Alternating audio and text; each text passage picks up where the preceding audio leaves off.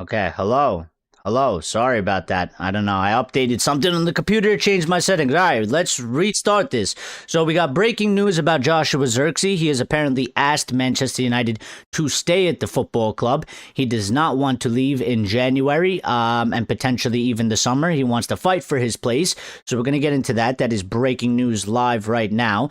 Also, we're going to get into the whole De Zerbi thing because he apparently handed in his resignation, which has now apparently been reversed as well. So there was a lot of talk that De Zerbi may potentially have been walking away from Marseille because the Manchester United job is up for grabs. And we did get a couple reports the other day that Manchester United will conduct a manager search as Michael Carrick is here leading the team. And he will possibly be still considered or still be in contention for the full-time job. But Manchester United will go ahead and still continue to do a manager search from now until the end of the season or whatever it is when they make that decision. We're also going to get into the Manchester United versus Fulham preview. It's sort of a big match for a lot of us because a lot of us have been saying that, we tend to do time to time. We tend to show up against the big teams, and we put in the performances we expect week in, week out against these big teams or the big games. But we've struggled against, in matches like this where we do play Fulham and we are home and we do expect to sort of control the match or dominate the match or put in a good performance and ultimately get the 3 points.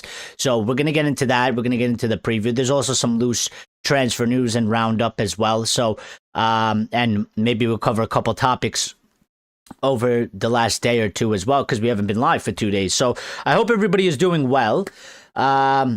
I am a little bit sick, so please bear with me if I seem a little bit sort of, not usual, a little bit down, a little bit lack of energy. I am feeling a bit under the weather right now, so but I'm all right. We'll power through it and we'll be okay. It's not that bad, but I do just feel a little bit funky, a little bit weird. So and thank you, chat, for telling me the mic was out because I had absolutely no clue, and this is what happens. I should have checked before. I didn't even realize. So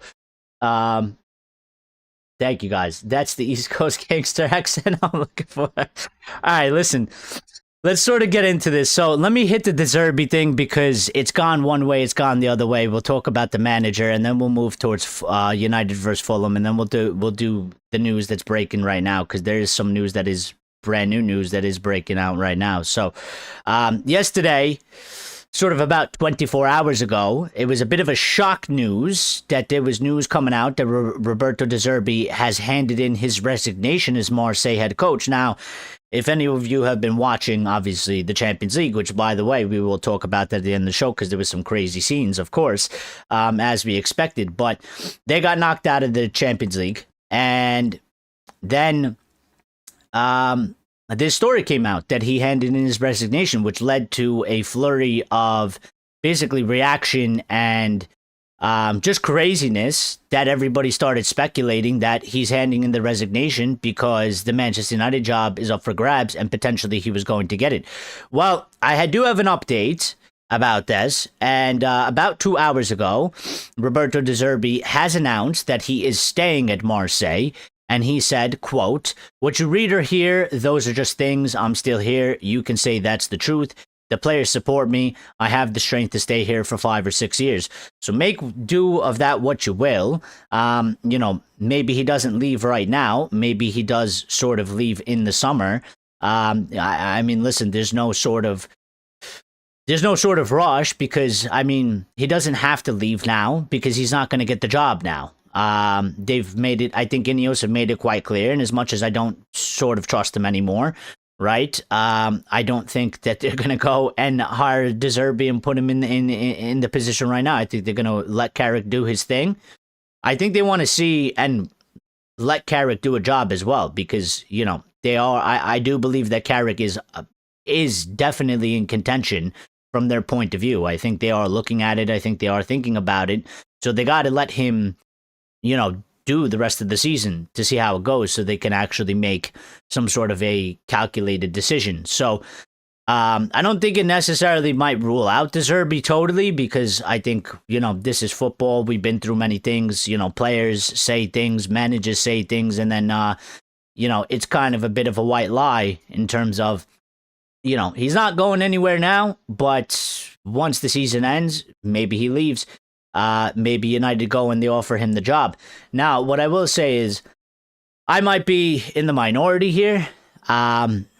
And usually I try to give you stats, facts, stuff like that. I don't really want De Zerbi as manager. I'm not going to make a big fuss about it. If he ends up becoming the manager, he ends up becoming the manager, whatever. It's their decision to die on. I just, for whatever reason, it's just my gut. Don't like him. Just don't want him. Don't. For me, it's one of those things again where it's like, there's not really a whole lot difference between De Zerbi and Carrick, to be quite honest. I mean, maybe some years of experience, but in terms of accolades, in terms of sort of a CV, in terms of, again, when I look at it, you're not really Tuchel, you're not really Ancelotti, you're not really, Luis Enrique, you're not those guys. So I don't know. I don't really like De Zerbi too much. I don't think he's that amazing of a manager. I don't think he's horrible. I don't think he's bad, but I don't really get too excited by the guy. I might be wrong. Maybe I'm wrong. Maybe he comes in, maybe he does a good job.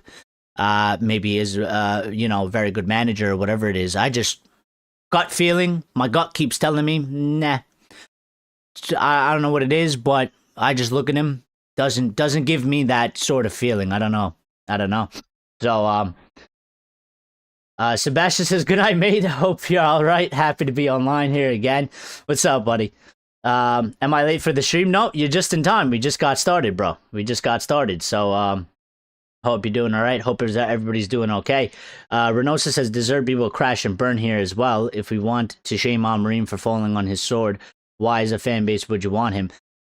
Well, the fan base has always had this sort of love affection with De Zerbi when he was at Brighton, yeah? And, it was in that period, I think before we got Ten Hag, many fans wanted De Zerbi. They rated him highly.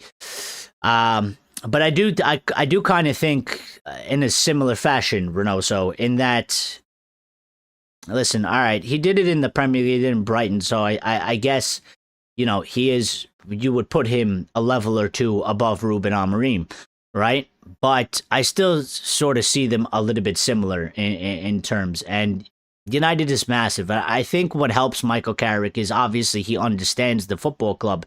And, I was thinking about this the other day, and we've had discussions, United DNA, and, even Axe has been in here saying for a while that we need somebody that understands the football club and stuff like that. And I've sort of hit back at that. But, when you think about it, listen, I think just understanding the football club doesn't really, it's not the be all end all factor. I think it does help. But again, I think Michael analyzes the game well. He was a very good player, and also I think what helps him is that he's sort of done it at the highest level as a player, right? As a player with us. So I think that helps him as well. I think that's what gives him a little bit of edge compared to some other managers. It's like, it might not directly translate because doing it as a player and doing it as a manager is two different things, but he has he has won basically everything while he was at this football club as a player. So he knows the very highs. He knows what it takes to sort of get over the line. He knows what it takes to succeed. He's very early on in his managerial career.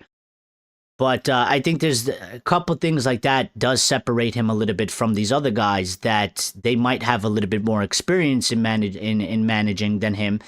They might be, a bit older than him. But where's the experience in managing a club like Manchester United or playing for a club like Manchester United, understanding the level of the club and ultimately the pressures that come along with it, the demands that come with it? Because at the very least, Michael Carrick, as a player, he would understand the pressures of Manchester United. He would understand the demands. He would understand what is expected week in, week out. I don't know if I could say the same for somebody like a De Zerbi or even a Areola or even a Glasner or something like that. It's one thing to manage Brighton. It's one thing to manage, Marseille. It's another thing to go in at Manchester United.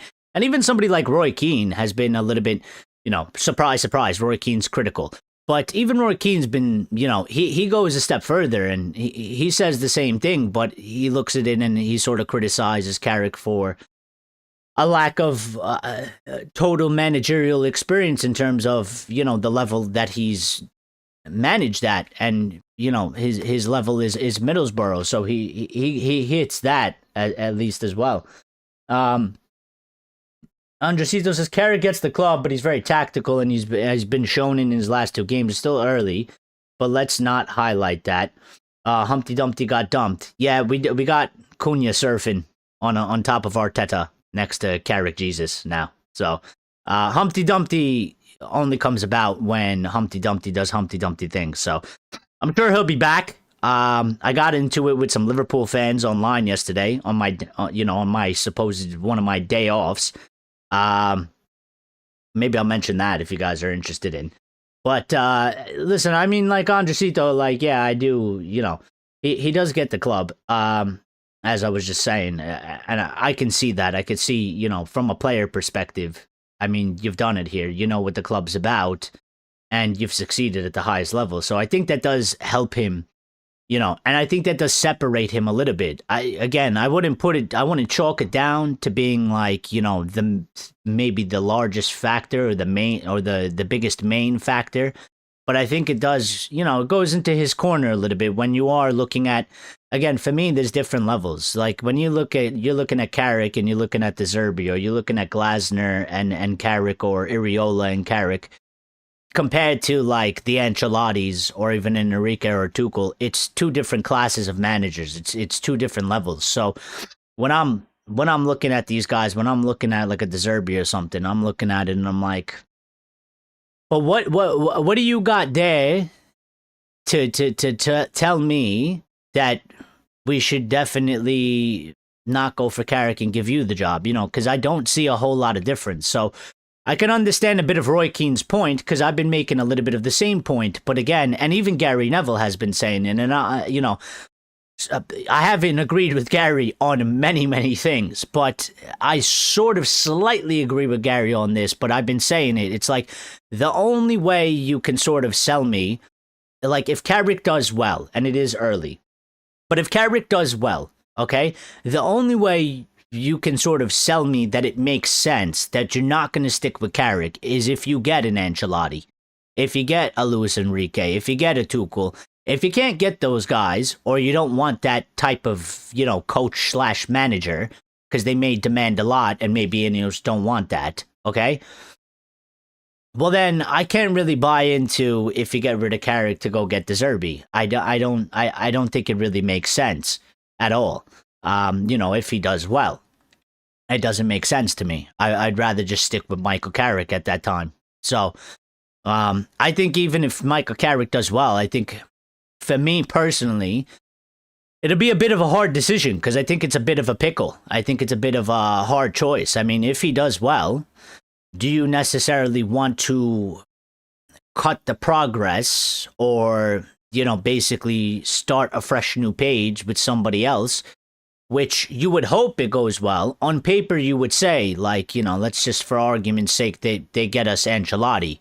Well, he's very experienced. He's won everything. He's, one of the few remaining of like the old guard top managers.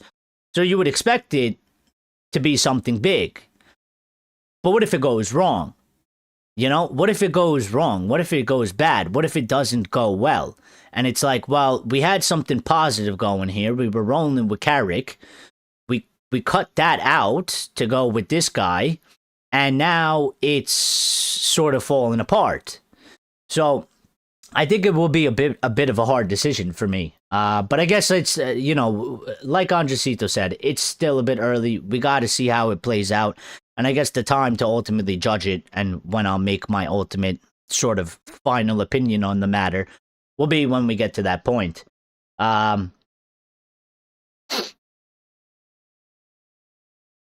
Andresito says, we've had Prime Mourinho, didn't work. We got a hipster in Amorim, didn't work. I think United, it's 50-50, could be hit or miss. Well, there's a lot of reasons for why these things didn't work. And, I'll always go back to, I still think any manager that comes in, even Michael Carrick or even any of the top ones, if the club doesn't do right, if the club doesn't do what it's supposed to be doing, if it's not acting like a big football club, if it's not making moves like a big football club, if it's not providing for the head coach or the manager, whatever you want to call it, a proper platform to really go and succeed, then it's not really a surprise. I mean, when we look back and we look at all the times of those guys, like you mentioned, with Prime Mourinho and hipster and Amorim, there's been things along the way that the club, quite honestly, they haven't done correct to provide the manager a proper platform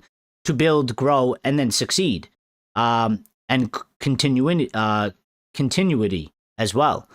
So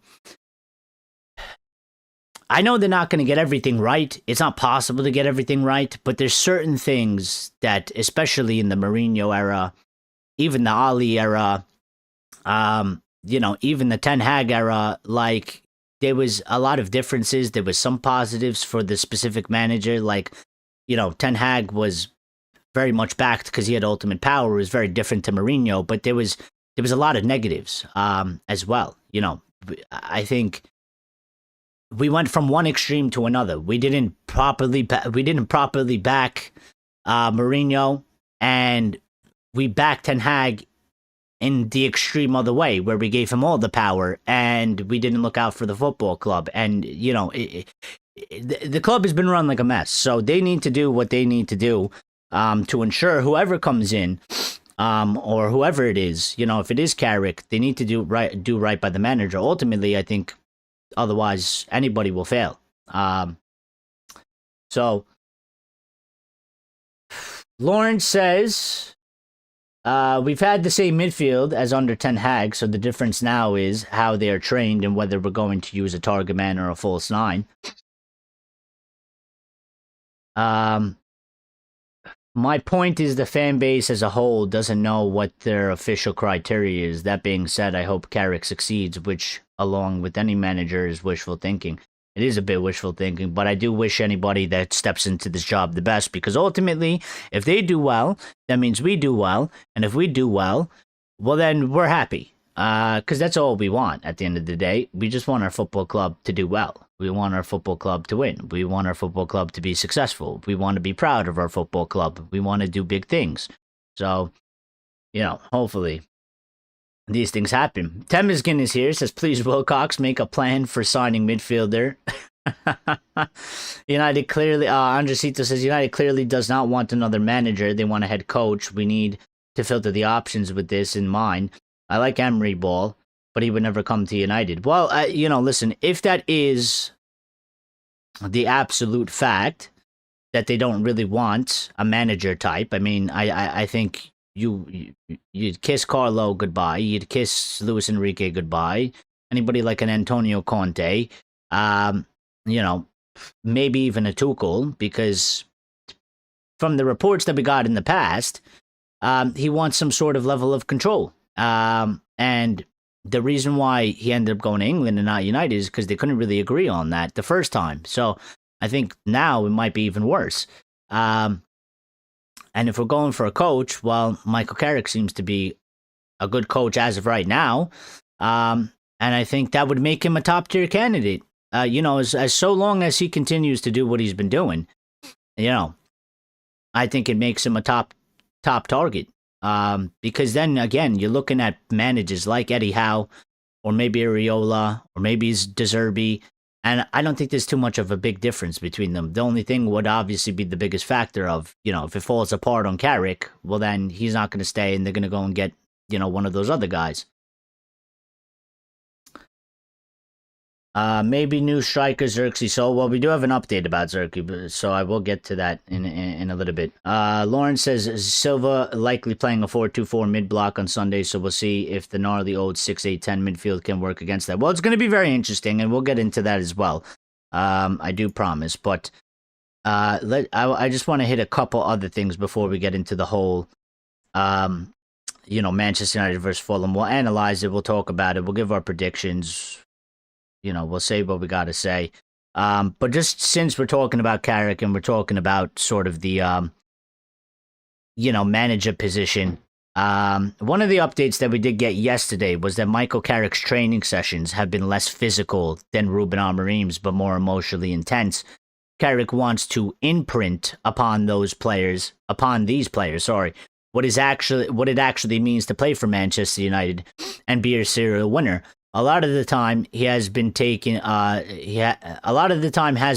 to build up players individually and collectively to flick that switch in their heads to be mentally tougher in games and have more chemistry. Players know where they stand with Michael Carrick. The mood has changed dramatically, but that's not to say it was all doom and gloom under Ruben Amorim. Which I think it's a fair assessment to say. A lot of the press usually, they're doing sort of assassination hit pieces. So I think that's a sort of a fair update to put out. But it is sort of, a little bit of an insight, a little bit of an interesting insight, I think. Gives us a little peek into what's going on behind the scenes. But on the managerial position, this was, one of the updates as well. Manchester United told Michael Carrick quite clearly that they will run the permanent managerial process while he is in suit, with the hope that he can build continuity towards whoever comes in. And that is going to be thorough and extensive because they have plenty of time.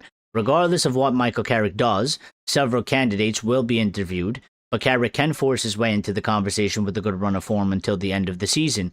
The change with Carrick has definitely created, at least in the short term, the impact the club were looking for, and should they continue this momentum, they will be in the picture for Champions League football next season, which I do think we have a very good chance. Listen, England is definitely going to get, as it stands, England is dominating Europe, okay? So England is dominating the European competitions right now. But the fifth place spot is definitely going to be a guaranteed Champions League spot. I don't see really how England doesn't get it. So there will be 5 spots. We are in the 4th spot. I don't want to finish in the 5th spot. I want to finish as high as possible, obviously, and I want to clear it by points if we can. That would be great. It's a nice strong finish. Sort of make a bit of a statement, as much of a statement as we can in the situation that we're in. But that would be a little bit of a positive on what's been sort of a turd time over the past year and a half, 2 years, realistically, actually. So, but on sort of that update, I do agree with that. I've kind of been saying this the whole time. I think, again, you've made it quite clear that Carrick will be here till the end of the season. In terms of not doing Ollie 2.0, no matter how Carrick does, do not change from that. You should do, as I've said many times, do all your homework properly. There is no reason, Michael Carrick isn't going anywhere, and there's not really any potential danger that we're going to miss out on a managerial candidate or something like that for the time being. So there's no need to rush Carrick. Even if he goes just for exaggeration and exampleness, which probably isn't a word, but I like to make stuff up. Even if from, he's on a 2-winning streak right now, two game winning streak. Even if he wins the next 8 matches, they should not come out and be like, well, he's done so amazing, we got to give him the job. No. Just finish the season, go talk to the other managers, do the whole thing, and then make an ultimate decision with everything on the table and looking at everything. I think that's the proper process, and he should be considered, and everybody else should be considered. I think that's just, it's a very balanced, sort of logical approach. I don't think there's any, problem with that. I think Carrick understands it as well, so he shouldn't feel alienated or anything like that. He shouldn't feel disrespected. I don't think it's disrespect. I don't think it's anything like that. Mags Hannon says we should keep Michael Carrick. He's good for Man United. He is the best right now. Well, listen, again, I wouldn't get too carried away. We're 2 matches in. All right, he's done very excellent. I like Michael Carrick. I've always said for numerous times throughout, when he's popped up in discussion from time to time, that I do think that he could be a very good manager. I want him to become a very good manager. We don't have the best record as sort of ex United players that have gone on into managerial that have been quite successful. My hope has kind of been for Michael Carrick to be that guy. He was a very brilliant midfielder. But we need to see what happens. And ultimately, listen, we got a match against Fulham. We'll talk about it in a second. We talk about, what maybe we'll see. But this match will be different. And I think it is a big test because, it is Fulham. And we are higher than Fulham. And we're at home at Old Trafford. And we're expected to be. But this is the test that ultimately we need to see the same level of intensity. We need to see the same sort of desire that we saw in these matches against Manchester City and against Arsenal. They showed grit, they showed determination, they showed a little bit of, they got that dog in them, as they say. Maguire picking up Gabriel and carrying him, pushing people, against Manchester City. We bullied them all over the pitch for 90 minutes. Against Arsenal, we showed toughness as well, pushing them around and getting in on them, and that's sort of the bare minimum that we've been asking for from the lads, from the team, from the squad. And I want to see that sort of same level of, I describe it as, sort of dickheadedness, or shithousery. I want to see it against Fulham. I want to, I don't want to see us sort of going through the motions and, taking our foot off of the pedal because we're like, oh, it's Fulham and they ain't that big of a club compared to like some of these other clubs, and like we should sort of maybe cruise, because that's kind of the vibes, that's kind of the energy that we've given off in the past. When we went to go play Everton or we went to go play West Ham, like in the Everton match, it felt really complacent. Like they got a red card, we were still sort of cruising at a certain level, and there wasn't this like urgency. There wasn't this intensity to go and kill them. I want to go into every match and I want to kill the opponent. I want us to absolutely batter them, like everywhere. Physically, technically, and then on the scoreline, of course, as well. So it's clear as day how Carrick has impacted the players' mindsets. This is very important, in my opinion. This is the same team fans said wasn't good enough. Well, we'll see how good they are, though. Because again, I still think that this team has a certain level, has a certain ceiling. So ultimately, when I say they aren't good enough, there's many United fans that demand ultimate glory. They demand us, again, we get into the Champions League. I don't know how far this team can go. This team specifically, I don't know how far they can go in the Champions League.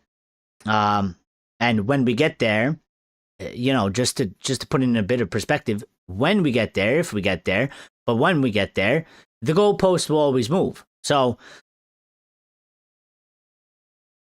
we'll get to a certain level, and then everybody will move the goalpost, and they'll demand more, and then we'll hit sort of the ceiling. And then that's where the issues will come in, because the team, I still think there's players in there that are still, you can only go so far with them. You need to upgrade. So that's where the other part of the club comes in. We as fans need to be diplomatic about this, not all feels and vibes. Yeah. Which is sort of hard for some fans to be diplomatic and not be all vibes and feels, because some people get very emotional about things. It's not all about the big teams. It's not even about the rest. It's about United being consistent. That is sort of the key word. I mean, we've talked a lot about it on this channel. That, even when Ruben was here, one of my things that I always said was we have been, the consistency was killing us because we were so inconsistent. We were consistently inconsistent, and I was even drawing it back to numerous years, and not even just under Ruben. But if you look back throughout the time, like one of the ultimate biggest things that we never really was able to sort out in the long run over periods of time through different managers is being consistent, like being consistently good enough. And it's been a massive sort of dent for our club, sort of a massive hump that we haven't been able to get over. So we'll see. I think this match is going to be interesting. So Fulham, Marco Silva, they are not a pushover team. We should win. It is a game that, listen, if we're going to get into the Champions League, you are at home at Old Trafford. You must go get 3 points. You must put in, at the minimum, a decently good performance, And, maybe if you don't even put in a good performance, but teams that are going to do something, teams that deserve to, achieve some sort of something, they will find a way. So even maybe if we don't play particularly well, but, get over the line, figure out a way to get the 3 points, to get the win. So, after our protest, says Lucky, demand little more, sell rejects, invest Premier League, La Liga players, support managers long term. Lauren says, I don't fancy West Ham and Everton away in the evening fixtures, but we have a major score still to settle with Spurs at home. Well, the thing is, I'm excited for the West Hams and the Everton games, because I think ultimately this will tell us, again, people are saying Carrick's done brilliant and he's made these massive changes, and it's just I hope so. I think there's definitely been a bit of a change, but how far is it going to take us? And ultimately, I like these things because this is the answers that we get. This is where you find out what actual level these players are made of. What actually is it coming from sort of the manager? We'll get a bit of a distinction. How much of it was really on Ruben and what he was doing and his system? How much of it will go into Carrick? Because ultimately, it's the same players, right? So, I'm excited for these matches. I'm excited. I want to see us play these guys. I can't wait for all these matches because I want to see how it goes. I want the answers. I want to see, what we're actually about. I want to see if it's just a bit of a managerial bounce that we haven't gotten in 2 managerial changes, or real change has been made and Carrick has implemented it, and now the team is better off for it, and it's going to be sustained. So I'm excited for it. I want to see these things. I want to see what happens to it. We do have a major score to settle with Spurs as well. And you know what? Spurs are quite shit. So I think Carrick will rock up, and I think we'll get a win past Spurs, as we should. I don't think they're good at all. Collier is back on loan at Hull City. He is. Lucky says if we can't beat Tottenham, we're shit. We haven't achieved nothing. We got to beat West Ham, Tottenham. If we can't turn Tottenham, West Ham, that's problem. Player solved. All right. Now we did have an update sort of on the January transfers, or no transfers, but there was this update saying meetings took place with the club last week to discuss the January window and assess whether any late opportunities could emerge, and signing this month has not been ruled out. This is typically the period where a transfer merry-go-round begins and value opportunities can suddenly appear. Manchester United will remain alert, but if no deals are completed, it will reflect the club's decision to not panic buy. I don't like that last word, okay?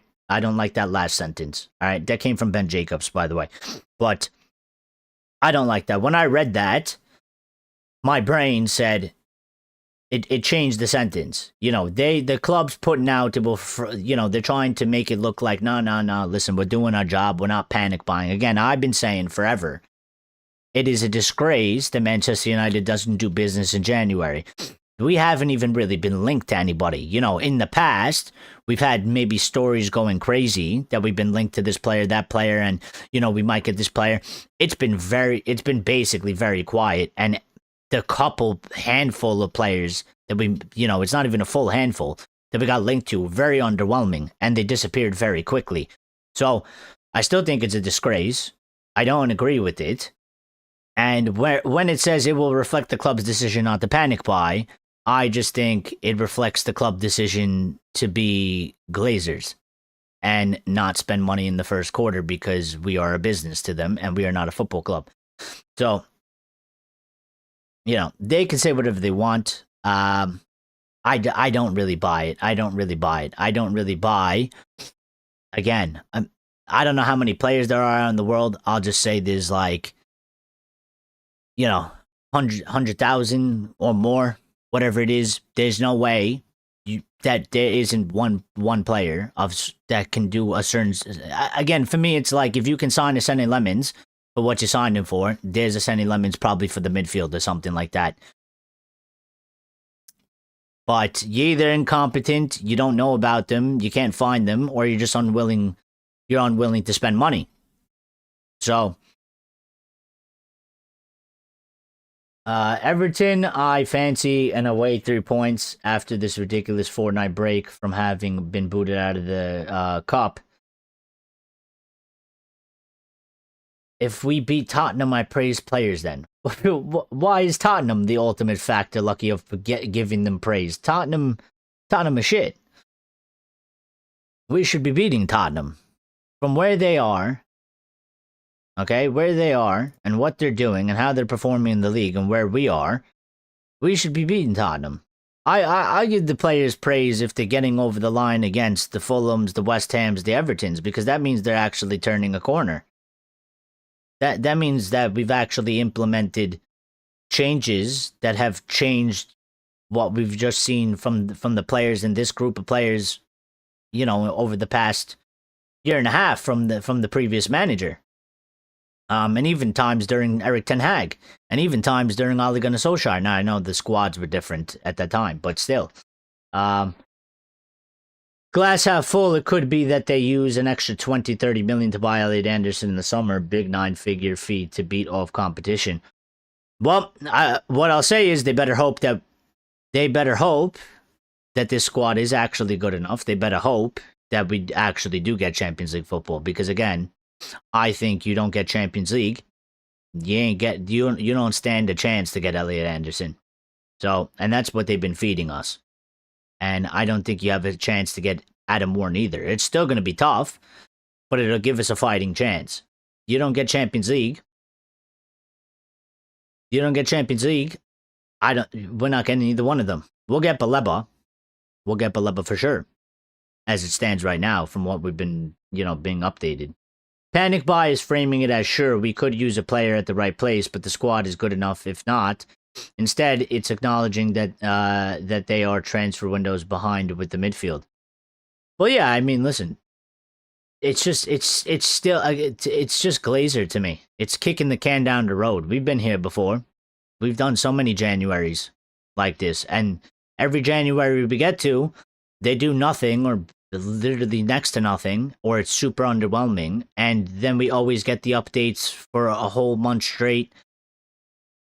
Or longer than a month straight before the January window opens, in the middle of the January window, after the January window. It's always all about the summer. And then when we get to the summer, and, there's been times where it's been very problematic for the summer, and we don't get the targets that they were sort of talking about in January. We don't end up getting them in the summer, and we end up with different targets. And it's just like, score predictions, mine is 2-1 United. Well, we'll get to that in a second. I'm gonna talk about the Fulham match. Give us 20 minutes or so, close to it, maybe 15, and we'll actually get into the United Fulham match. I'll talk statistics. I'll talk a sort of an outlook and stuff like that. I'll give you my score predictions. But I just want to cover a couple more things. So, again, we got sort of the same update saying United are targeting 2 midfield profiles. First, a clearly defined number 6 who is disciplined, positionally rigid, and defensively reliable. And secondly, an energetic box-to-box midfielder capable of operating as an 8 without the need for significant goal contributions. Together, they are intended to form the engine room of the team. The race for Adam Wharton is still very much open and at early stages. Here, he's on Manchester United's list for the summer, but Chelsea are also interested. Baleba's form so far this season has not put anyone off, with Manchester United confident that they could now strike a better deal.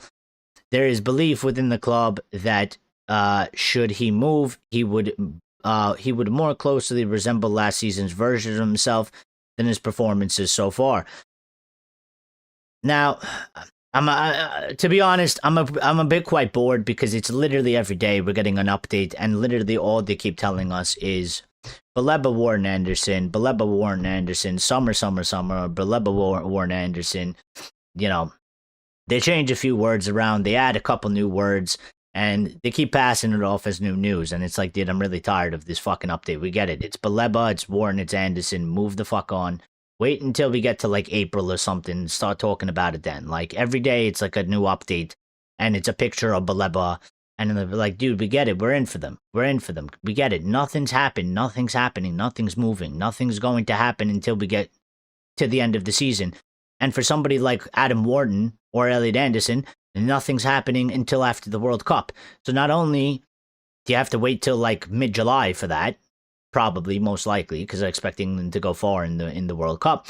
Not only do you have to wait till mid-July, so making it even longer, but it's just like, all right, I'm pretty bored of it. But the last bit, I mean, there has been this discussion about Carlos Baleba's form. You know, it hasn't been so good this season as compared to like last season or even the season before that.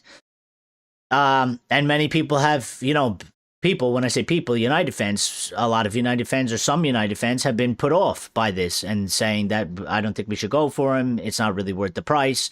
You know, they're a bit weary, a bit worried because they're like, well, you know, what if it was sort of a bit of a one season wonder type of thing? Ultimately, listen, I think when you see a player do what he did, the level is there. It's about what we talked about before, a little bit of consistency. I think he has been put off a little bit of, you know, Brighton isn't that, you know, Brighton isn't as strong as Brighton has been maybe in the past when you compare them to the past couple seasons. There might be that aspect, but also, you know, I think he did want to leave. The only thing I will say is, you know, some people might argue, well, maybe conspiracy theory time. You know, maybe he's doing this, or, you know, he's not necessarily given 100% because Brighton are asking for too much money. And if he plays well, ultimately he won't be able to get the move because United have basically told his people that, you know, we really want you. But, you know, this fee that Brighton is trying to get, 100 million, at one point they quoted 120 million, is like way too much. So maybe he's just sort of given 75% so that it comes down a little bit and he could get his move to United, and United can pay a more reasonable fee. Because I think if United pay, like, I think United would be willing to pay 75 million for Baleba, maybe a little bit less, but I think ultimately 75 million. I think anything higher than that, I think they're a little bit not too interested in doing so. The thing that I would say about that is, I mean, there's a positive in, well, yes, he rates Manchester United highly and he's willing to come to us, whether we're in Champions League, Europa League, Conference League, or no Europe at all. But at the same time, it's like, I mean, would you really want, if that is true, and I'm not saying it is true because nobody knows, maybe he's just having a little bit of a, you know, a little bit of an off season compared to last season. If it is true, though, would you really want a player like that? You know, because I was sitting here thinking about it and I'm like, well, that's all good and fine because, you know, we're United and we're like, yeah, obviously, you know, why wouldn't you do it? Why wouldn't you leave Brighton? We're bigger than them. You know, do what you got to do to come to us. We want you. But then I sit there and think about it and I'm like, well, would you really want a player that can just sort of decide not to give 100% for whatever reason, you know? And I wouldn't. So I hope that that's not what's going on. I think it's a bit of a conspiracy. And I think it would be a bit sad because ultimately I like competitiveness. I like players that, you know, don't do bullshit for the sake of doing bullshit. I mean, you want to ultimately perform and give your best at all times, no matter what the situation is. That's respectable. That's what I respect. And then, you know, go do your thing whenever you got to go do your thing. So But yeah, I mean, I wouldn't really want that type of player. Because also I think about it and I'm like, listen, what if Baleba comes to us? And what if he does do that? Okay. What if he is doing that sort of conspiracy theory and he comes to us and he does exceptionally well for us for like about, let's say 2 seasons. And then, maybe Real Madrid come knocking and they want Baleba. And what if we're in the situation now? We're sort of the club that's like, the smaller fish in that aspect. Because listen, I mean, it's very hard to keep players from going to Real Madrid, and they tend to take whoever they want. And it could flip around back on us. Now we got a player that we're trying to rely on in the midst of a season that isn't giving us 100%, and we need him to give us 100%. So we don't really want to be in that situation. That's why you wouldn't really want a player, like that, or a player that does that sort of thing. I remember when people celebrated sort of Anthony going on strike and, started going crazy at Ajax to come to Manchester United. And I'm like, I don't really like that, though, because if he comes to United and something happens, he'll just do the same shit. And I don't really want problem players like that. So I'm not saying he's doing that. I give him the benefit of the doubt. I mean, there's no way for me to know. I would just maybe chalk it down to, listen, it's just he's having a bit of an off season. It happens in footballers. Nobody's going to have, perfect season from season to season. It's very hard. He's still a young guy. And I think he's a good player ultimately as well. So Baleba Anderson is an either or the way the club currently thinks. Dad, Renosa says, Dad, sure, we could use electricity, but we have perfectly good candles, and I'm not giving the electric company any more money until they lower their prices. Well, that reminds me, Renosa, one time back in the day where, I had a big argument with my father one time because before we had like unlimited data for the cell phone, we used to be on like a plan where you had like a certain data per month. And, as like how old was I? Maybe like 18-year-old or something like that. Obviously, I was using my phone. I still use it quite a lot, but I was using my phone like crazy. I used my phone way more than he did. He barely used his phone, especially back in that time. Now he watches YouTube, he watches some videos on his phone. But I was running through the data per month. It was like not even close. I'd run through the data within like under a week for the month. And when that happened, we'd run out of data. My phone would become a fucking paperweight. It's useless. I can't make calls. People are texting me. I'm getting the text like 4 hours later. And I'm arguing with him. So I'm like, dude, we got to get unlimited data, bro. We got to get unlimited data. It's not enough data. And he would be screaming at me, yelling at me, like, how much fucking data are you using? What are you doing? Blah, blah. And he would be telling me, he's like, I'm not giving those fuckers any more money. He's like, it's all a scam and shit and blah, blah, blah. So ultimately, they made the cell phone plans better, right?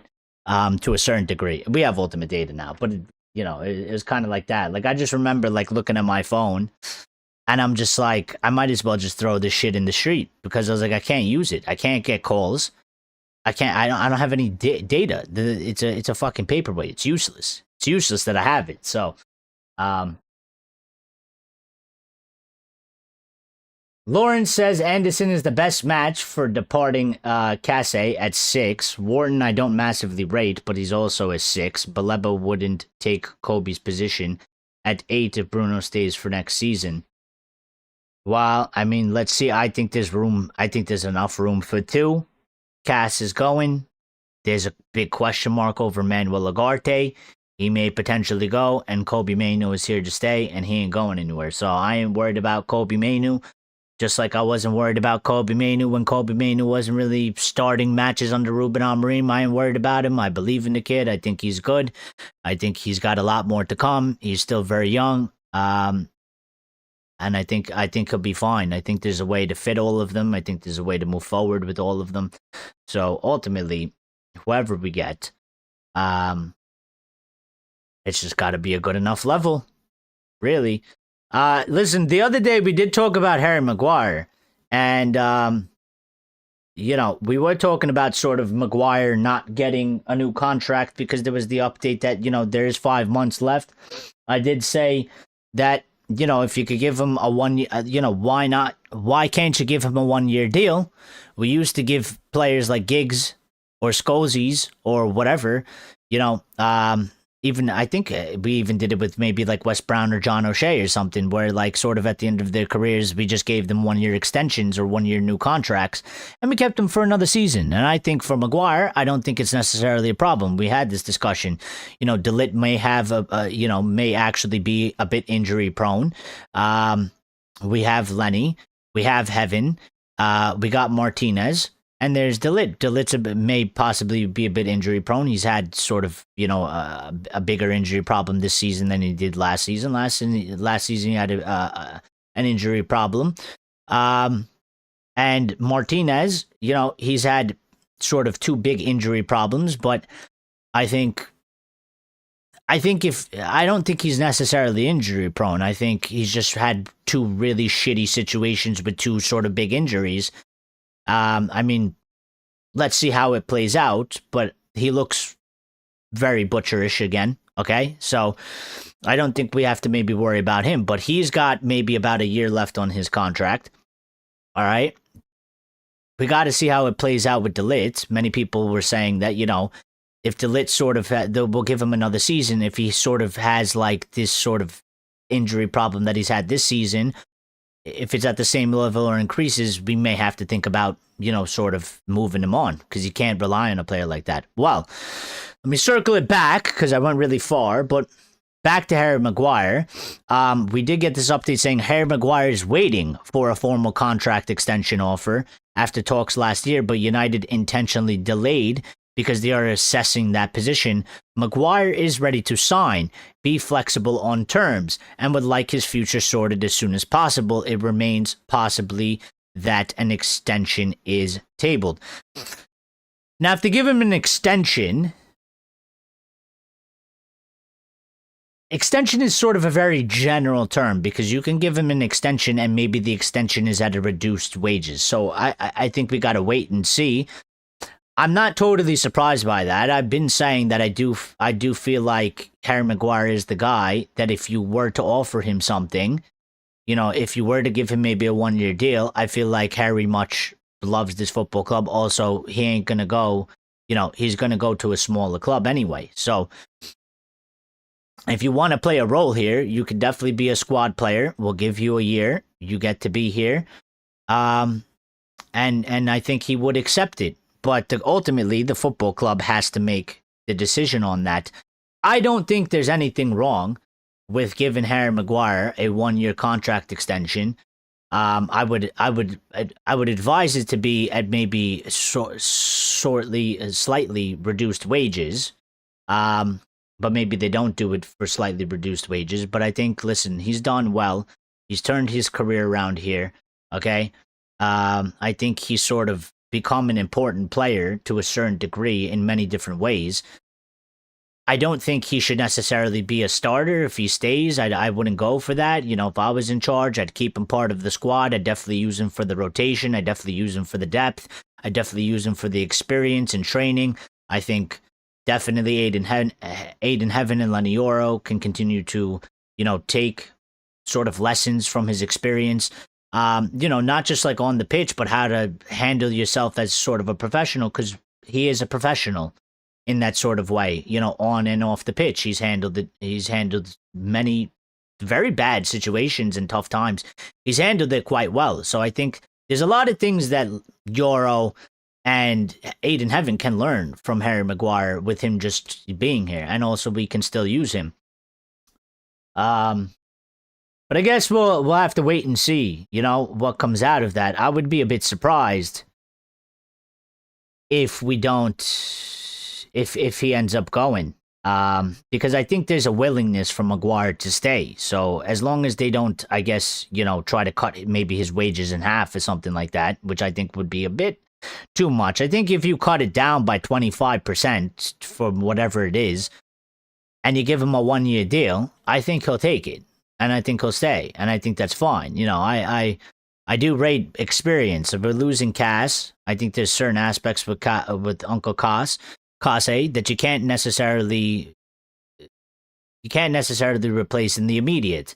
And again, we don't know 100% what's happening with Bruno. He may stay, he may go.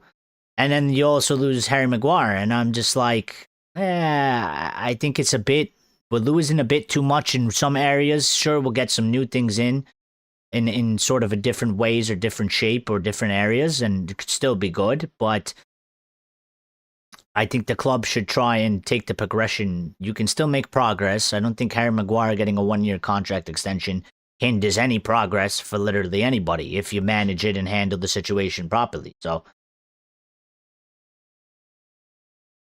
I'm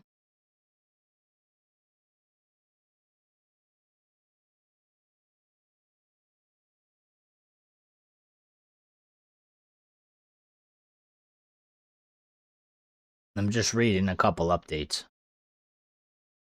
Okay, let's get to the new news. Then we'll do the Fulham. We'll do the United Fulham preview. Okay. Just real quick, because there was a couple things that broke literally right as we were going live. There was news breaking for Manchester United, which is usually why we go live right around that time, so we could talk about it. So, Michael Carrick did have a press conference as well. Maybe I'll hit that at the end of the show, and whatever the chat wants to talk about, whatever the community wants to talk about, we can freestyle it at the end as well because it is Friday. But okay, let me find what we got. So I did mention it wasn't the biggest update, but we did get update from Samuel Luckhurst. Not my favorite kind of guy, but we did get sort of the breaking news that Joshua Zirkzee, this was the update from Samuel Luckhurst, Joshua Zirkzee has told Manchester United that he wants to stay at the club. There really isn't any more details to that. I wish there was, because I think it would sort of, we could have a bit of a discussion about it, but there isn't really anything else to add to that. It's literally just Joshua Zirkzee has told Manchester United he wants to stay at the club beyond Monday's transfer deadline. So, for the very least, January. Doesn't seem like he wants to go anywhere. Doesn't seem like he's going to go anywhere. So, I find it a bit quite interesting because we've been getting news that, he wanted to go on loan. Kobe wanted to go on loan. We obviously know why Kobe's going to stay now because things have changed for him. I don't really know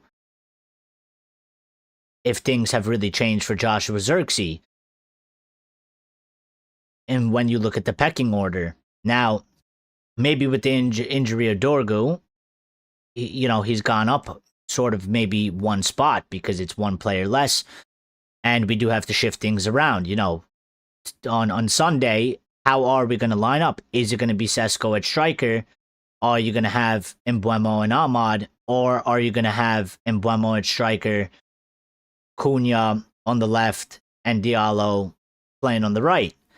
And when you look at that, well, we don't really have any other wingers, all right? And we'll have Sesko, but then there will also be, I guess, Zirkzee, and there's also Mason Mount, but Mason Mount is probably for Bruno's position. So I find it a bit interesting because the whole time was that Zirkzee wanted to improve his chances to get in for the World Cup, and that's why he wanted a loan, but now he's willing to stay. So I don't know if Carrick has said something to Joshua Zirkzee that he's given him some sort of indication that he's going to play some sort of a, role where he will, I guess, get his chance to at least maybe get into the World Cup squad, which is why he was looking for the loan. That's the only thing I could really think of. You know what I mean? In a fairy tale sense, I would like to see Harry and Bruno stay and lift the Premier League trophy. Well, listen, I don't know about that because I think for us to do that, I think from where we stand, I still look at it and I say probably 3 seasons away from even trying to do that. And I don't think Harry Maguire can make it for 3 seasons. Bruno possibly, maybe could do it. I would like for, Bruno. I feel like, listen, Bruno's given a lot to our football club. I think he's been a really good player throughout his career. I mean, and I liked him, I liked him and I knew about him again because I've watched Portuguese league. I have 3 Portuguese friends, and I've been very in tune with players in the Portuguese league. I've watched their teams. I've watched Sporting numerous times. I've watched Benfica. I've watched Porto, for a long, long time. And many people, don't really do that unless you watch them in, European competitions or you're Portuguese, But, I've been put on by my friends, and I knew about Bruno before we were even in for him. And when they said we were in for him, I was like, absolutely go fucking get him. I love him as a player. And I would like for him to get sort of a major trophy because he didn't really get it at Sporting in the he didn't get the Portuguese league, and he left and it happened. And he's given a lot to our football club. Again, for me, he's our best post-Fergie signing for the price, for the impact, for sort of the level of consistency. So it would be nice ultimately if before he leaves this football club, he can leave with a Premier League medal and a Premier League trophy. Or a Champions League. But for that to happen, I think he's going to have to be around. I think the time for us to do that would be in 3 seasons from now. And that's if everything goes well as well. So, and I don't know if that's going to happen because I don't know if he's going to stay. So there is some question marks. I mean, he could very much stay. I think it's sort of 50-50 maybe at the moment. So we'll see.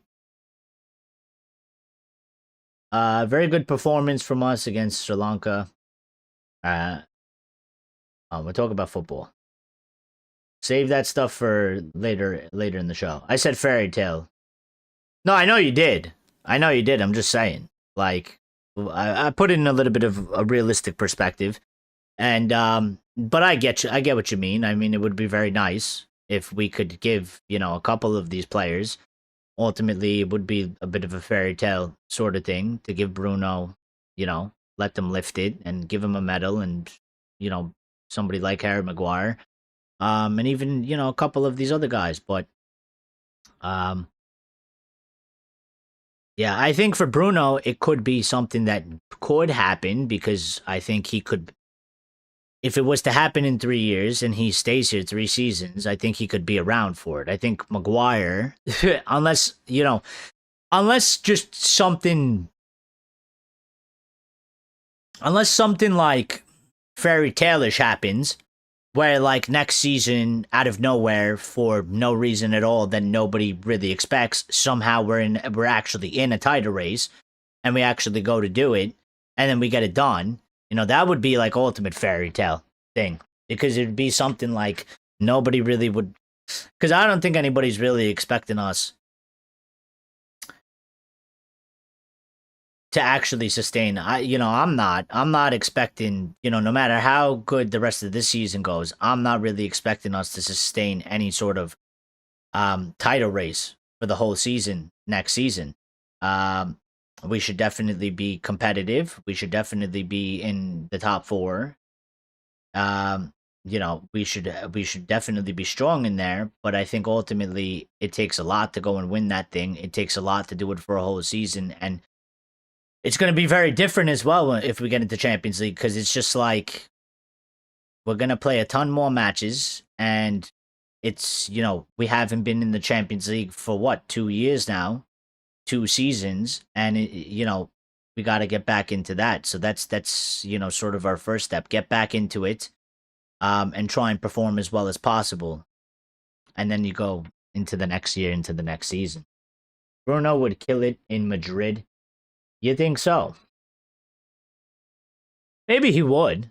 I think I wouldn't say no necessarily. I don't know. Madrid is a very tough place, and look at the team they have, and look what's going on with them, and it's a lot of big egos. Um, Not to say that he couldn't compete in that, but I just kind of see that the Real Madrid team right now is a bit dysfunctional. Yeah.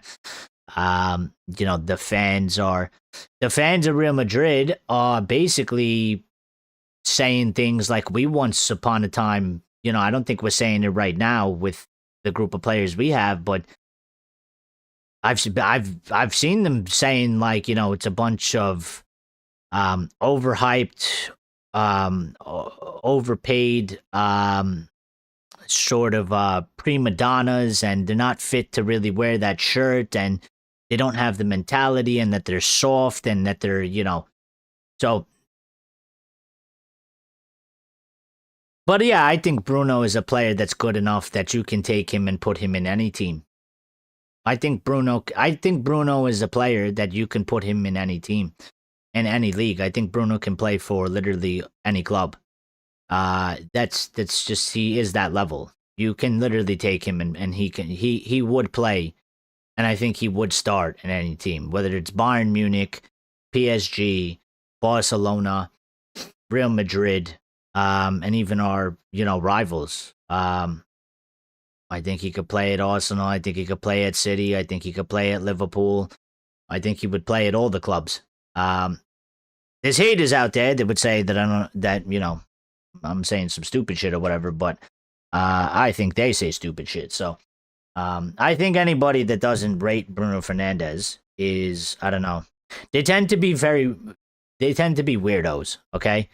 You don't have to say he's the best player on the planet. I'm not saying that at all. But there's people out there that they don't rate Bruno at all. They say he's absolutely shit. And I'm just like, I don't know what, you know, they tend to be very strange, weird people, okay?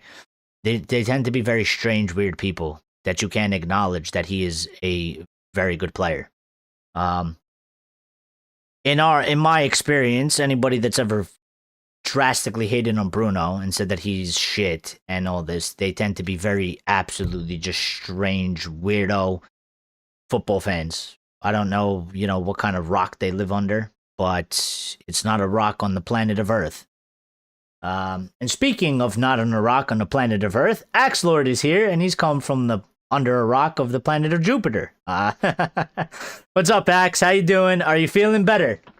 You were sick. Guess what, Axe? You got me sick. No, I'm kidding. But I'm not. Yeah, I'm feeling a bit sick. I'm feeling a bit under the weather. I felt it last night. I knew it. I was sitting in my chair. I was watching a little bit of NBA late night, and my nose started doing a little bit of that drippy, and it's feeling very funky here. And I started sneezing, and I started feeling a bit more cold than I usually did. And I was just like, I'm getting sick. I'm getting fucking sick. I know it. I know it. And surely, I took some medicine. I went to sleep. I was like, hopefully, you know, I'll just shake it off. Woke up and I was like, nope, feel worse. Feel worse. So, Jupiter has no rocks. Well, you know what? Listen, I'll give you that one. I'm not going to argue on it because I'm not an astrologist, okay? And that's not my sort of area of expertise that I will claim to be. Okay, I tell people all the time, especially these other people, maybe not you guys, okay, because you guys are very dedicated to United and stuff like that, all right. But there's people that wanna try and argue with me on stuff, okay, and I tell them all the time, people in real life, I tell them, listen, you might be better than me in science or maybe math, okay, but the conversation we're having, I know for a fact you're not better than me at knowing shit about United, okay? And these are people that I know in real life, all right? I'm like, dude, I dedicate hours and hours and hours. I read the news. I used to listen to podcasts and stuff like that. I'm constantly looking into shit. I'm like, you don't do the level that I do, all right? So I was like, listen, you might be better than me in math. Go ahead. You want to tell me something about space or some shit? I'll listen to you all day. I'll listen to you all day. I don't know stuff about that like that, okay? But United, they come to me, they try to argue to me about United. I'm like, listen, I know you don't put in the time that I put in. I know for a fact, because I know them. You know, I personally know these people. I'm like, dude, I know you. I know you. You know, you read an article from gold.com every like 4 days, you know, when it's like some sort of big news or something like that, and then you come to me and talk about it, and I'm like, yeah, I know, bro. That was like from 4 days ago. A lot of shit has happened. So, no big rock, that is. All right, but that was Xerxes. Joe Hugel has joined Kilmarnock on a permanent deal. So, that's sort of a youth product that never came to light, never really made it here at Manchester United, and he is officially gone. He is on a permanent deal out of here. And that's sort of a bit of the reality. Listen, again, we've had a little bit of discussions here. I love the youth. I hope that we can make more of them. Okay, but I think sometimes the fan base, parts of the fan base, they get a little too carried away with the youth. Everybody looks at these young guys, and it's like my head spins sometimes because they can name me 6-7 players, and they all swear up and down that these guys are going to be superstars, and I'm just like, but in the world of reality, the ratio, that's not true. Like, it doesn't work like that. We're lucky if we get one of them. It's very hard to make it as a professional footballer, nonetheless make it at Manchester United as a professional footballer. So these things happen. They do. But listen, it doesn't work for you at United. You're still a professional footballer on a certain level. Go have a good career somewhere else. So we wish you all the best. Basically, after planet Mars, all the other planets are made of gas. Okay, yes. That is true. Now that you said that, see, that was somewhere there, but it just wasn't there when I needed it. My second grade knowledge, I remember that being told about that in elementary school. That is true. That is true. You are right.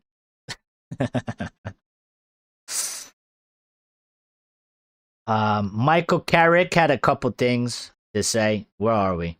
I'll save this for after. Okay, let's talk about Fulham. Let's talk about the match at hand, because I promised to do it, and I'm not going to delay anymore. And we'll get to some Carrick quotes, and we'll talk about some other stuff. So, Manchester United versus Fulham. Okay? We might possibly be doing a watch-along. We haven't done a watch-along in a few matches now. There is no football on Sunday, and when I say football, I mean American football. There's no American football. So the Super Bowl is in, I think, 2 weeks' time. It is. So there's nothing really on Sunday. So we have free time Sunday. And by the way, we will be having free time again Sunday for the most part. When I am available, because once NFL ends, Sundays is free days. So we will probably end up returning doing Sunday shows. Sunday shows are nice as well because everybody's home, everybody's relaxing, everybody's sort of getting ready for the work week. So yeah, that's going to happen. But Manchester United versus Fulham. Okay, our last 5 matches, we have 3 draws, 2 wins. Obviously, the 2 wins directly in a row, but we're unbeaten in 5. All right. We're on a 2 winning streak with Carrick. And Fulham have, in their last 5 matches, 2 draws, a win, a loss, and a win. So they're on a 1-game winning streak as well. Not as well, but they're on a 1-game winning streak. They sit in 7th. All right. They're on 34 points. We're in 4th. We're on 38 points. We have a goal difference of +7, which is like, when was the last time we saw United have a goal difference of +7? I feel like it's been -1 or -4 or 0 for like 2-3 seasons in a row or something like that. Don't quote me on that, but I just feel like the last time I saw United have a +7 goal difference was like at least 2 seasons. It's got to be, for sure. At least 2 seasons. So their goal difference is 0. So listen, this is sort of a big match because, I mean, if we don't win and they win, they'll be on 37 and they'll be right up our ass. And also, obviously, we got to see, that would have massive implications for, obviously, Chelsea are on 37 behind us, 1 point behind us. Liverpool are 2 points under us and in 6th. And those are the 2 teams that can leapfrog us if we don't win, or if we lose specifically.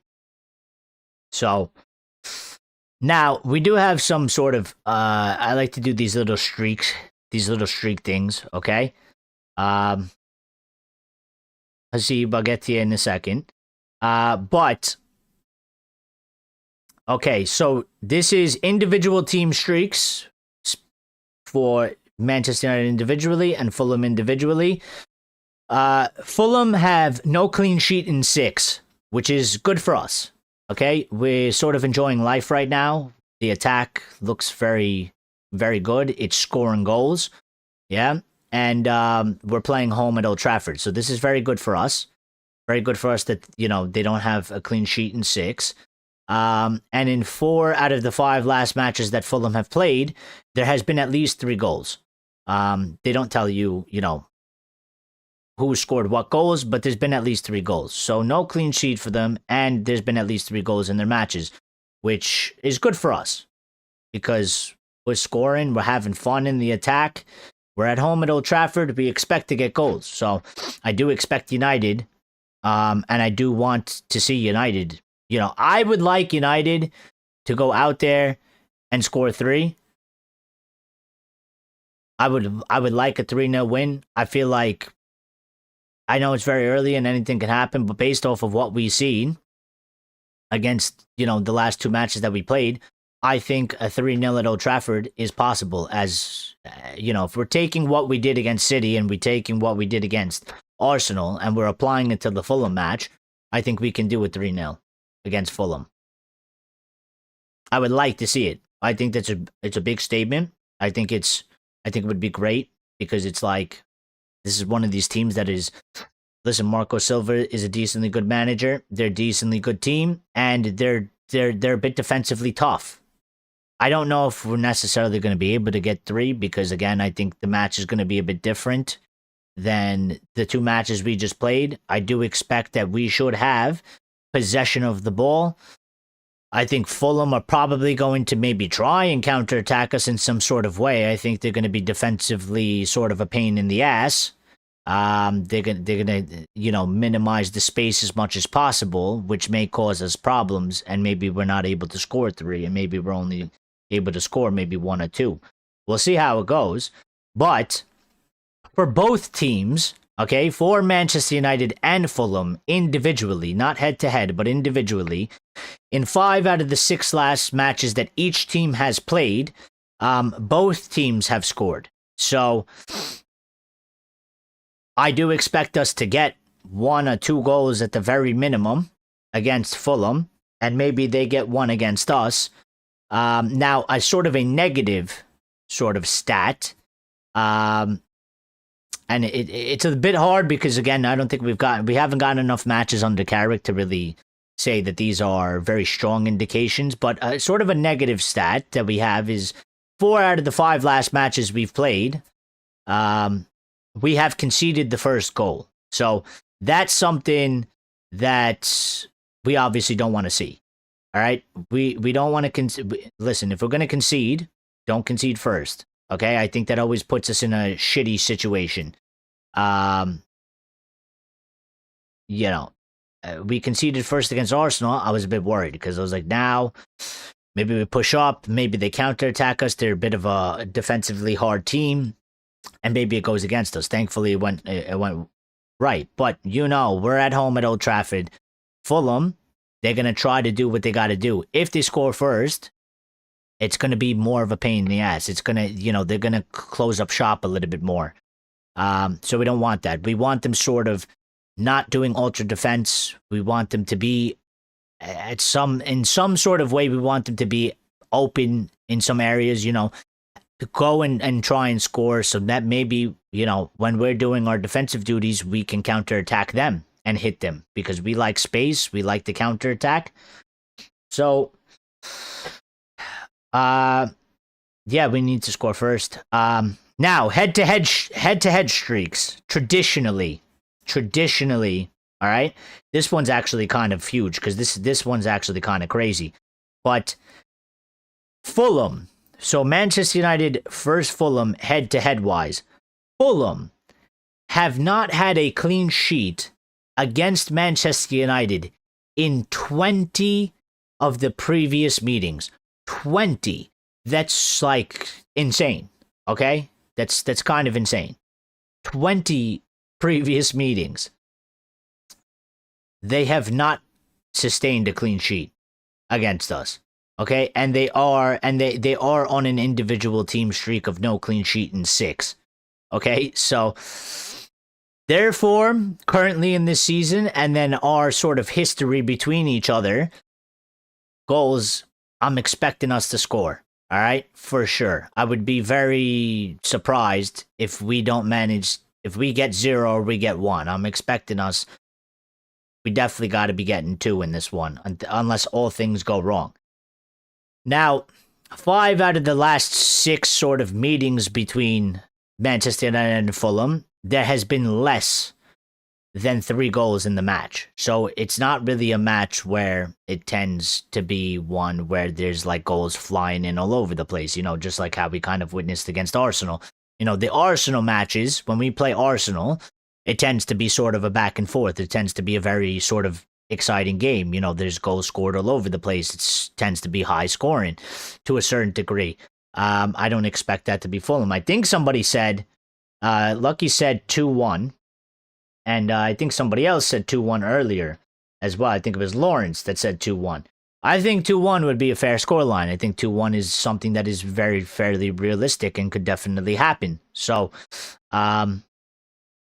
we don't care about corners too much, I guess.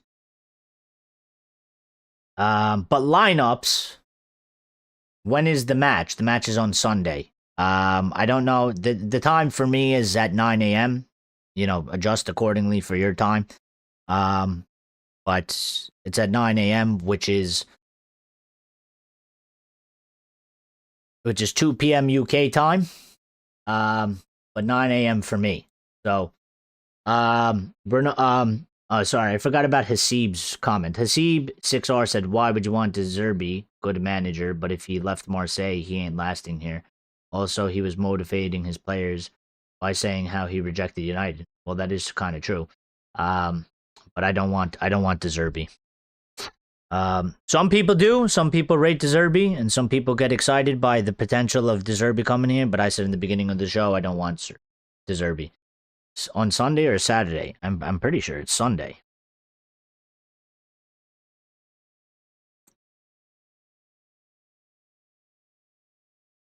Oh, maybe it is tomorrow. Wait, am I wrong? Oh. It says February 1st. February 1st is Sunday, is it not? Or am I just like, yeah, February, yeah, it's on Sunday. It's on Sunday. Axe got me thinking I got, you know, sick brain. And then, like, you know, you're all cloudy and you start fucking everything up and stuff like that. I thought it was like delirious. Reynoso says, Fulham being in decent form, you do expect them to come at us a bit more than a bottom table team. Yeah, I don't think they'll necessarily, like, I don't think they're going to secede the whole game. I think that, you know, there will be periods where I won't be surprised if they try and press us. I won't be surprised if they're a bit quite aggressive, but they are a very structured team, and Marco Silva is sort of a coach that his teams are structured in that way. And defensively, I think that they will be sort of a pain in the ass in that, you know, it's going to be hard to sort of catch them out of position. It's going to be probably a bit hard to, you know, when we do have the ball, to try and get them to move out of position or you know, create some space in that aspect. So I don't think they're going to come and like lay over and die. I don't think it's going to be like, you know, I don't really think it's going to be like when we played Burnley, where Burnley were just, you know, they just secede the whole fucking game and then try to literally counterattack you with like 1 to 2 players. 6 a.m. Cali. Yeah, you guys have it the worst, man. I feel for you, Bruno. So I think there's some other people, you know, out there in other parts of the world as well where the time is quite fucked up. But I mean, yeah, for you out there in Cali, man, like that shit is like, because I complain sometimes when I'm like, listen, 9 a.m. for me, it's not bad. I can deal with that, okay? When we do the game that's like, I think it's like tea time kickoff in the UK. It's like 7 a.m. here for me, and that one always kills me because it's so. Listen, you work all week, and you have fucking Saturday off, and you're exhausted, and you try to you want to sort of sleep in a little bit, and then you got to wake up. And then it's always the worst when we played those games and United played like shit and we lose. Because it's like I woke up early. You stay up late because it's Friday. And it happens on the Saturday. You stay up late because it's Friday and it's the weekend. And you're hanging out with your mates or whatever it is. And then you're like, before you know it, like for me, what happens is like I'm hanging out and it's like 1:30 in the morning. And I'm kind of a bit exhausted. But I'm like, I also have to be up in about 5 hours to watch United play at 7. You guys have it worse because it's like you're like 2-3 hours. I always forget. You're like 2-3 hours behind. So I'm watching it at 7. You're watching it at like 4 in the morning, which is like I would hate myself if I had to do that. I'd do it because we're dedicated, right? But that would be miserable. That would be way more miserable than what I have to do. So, but yeah, I was going to talk about the lineups. That's what I was going to talk about. So the lineups, predicted lineup, I think some of it is pretty standard. You expect Lemons to be in goal. I think Delo is going to play. I don't think Delo is not going to play. I think Delo will start. I think Maguire will start. I think Martinez will start. I think Shaw is going to start. I think Cass will start. I think Maino will start. Diallo's going to start. Bruno's going to start. And then Buemo's going to start. The only two sort of, what's up for grabs here is Cunha going to start? And he's going to play, for me, it's either Cunha starting and he's going to play on the wing-ish, or Cunha is going to start and he's going to play a striker and then Buemo will play on the wing. And if it's not Cunha, then Sesko. But I think based off of Cunha coming off the bench in the last 2 matches versus Arsenal and versus City and Arsenal, and Cunha doing exceptionally well and having big impacts in the game, and obviously scoring that goal that he scored against Arsenal, which was a banger, and was beautiful. I think in proper terms, if you're not sort of trying to analyze it in a way where, well, maybe you have to adjust it for tactically of the Fulham tactics, I think the next one up is obviously Cunha. So I don't think in terms of form, in terms of impact, I don't think Sesko has really made an argument. I think Cunha has made the bigger argument for him to be like the next guy up. So I think most likely we'll see Cunha. And then it'll just be a bit interesting to see, if Mbeumo starts as striker, I wouldn't be surprised. If Cunha starts up there instead and Mbeumo goes to the wing, I wouldn't be surprised. I think you can probably do either way. Somebody out there will argue one way is better than the other. I think there's positives for both. I think there's probably negatives for both, just like for everything in life. So I don't really expect much to change. I think Carrick's going to go with the winning team. I think Carrick's going to keep it the same way for as much as he can. Obviously, Dorgu is out injured, and we haven't really gotten up sort of a big update about that.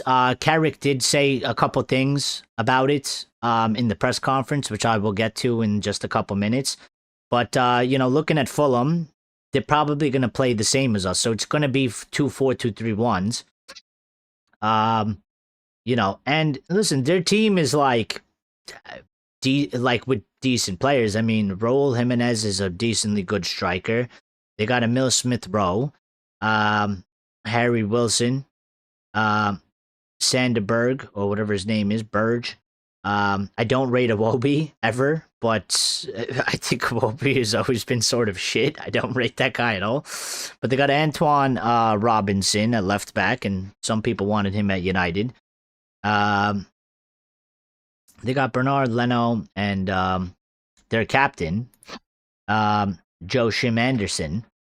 And the two best sort of performing players have been their centre back Anderson and Harry Wilson. on average. So our attack is looking quite well, and our defense is a little bit lower rated because our attack has been doing better. So we don't really need the defense to be doing anything crazy. Hasib says Sesko might be needed for his pressing, and he was doing well in the Fletcher. Well, listen, he might very well be. I think it depends on how you go about it. I mean, I don't know. You know, when you analyze it tactically like that, when you analyze sort of the opposition, maybe does need Sesko, but I just kind of feel like Carrick is a little bit old school to a little bit of a degree, and I don't think he's gonna change the winning team much. And I don't think, you know, listen, we played against Arsenal. They had Saliba and Gabriel. We played in a different way, and maybe it does change because of that. But I wouldn't be surprised if he goes with sort of the team that we've played. They're a bit on a roll. You know, Fergie used to do that a lot from time to time. You know, he used to mainly go with that, but he would make changes when he needed to make the changes, yeah? So I don't know if this match is one that's necessarily going to call for, like, we got to put in Sesko and we're going to start putting in, you know, 1,000 crosses into the box or something like that. Or we're going to, you know, use Sesko sort of as a target man, and we're going to kick balls long and have him headed and flick it on to people running in behind.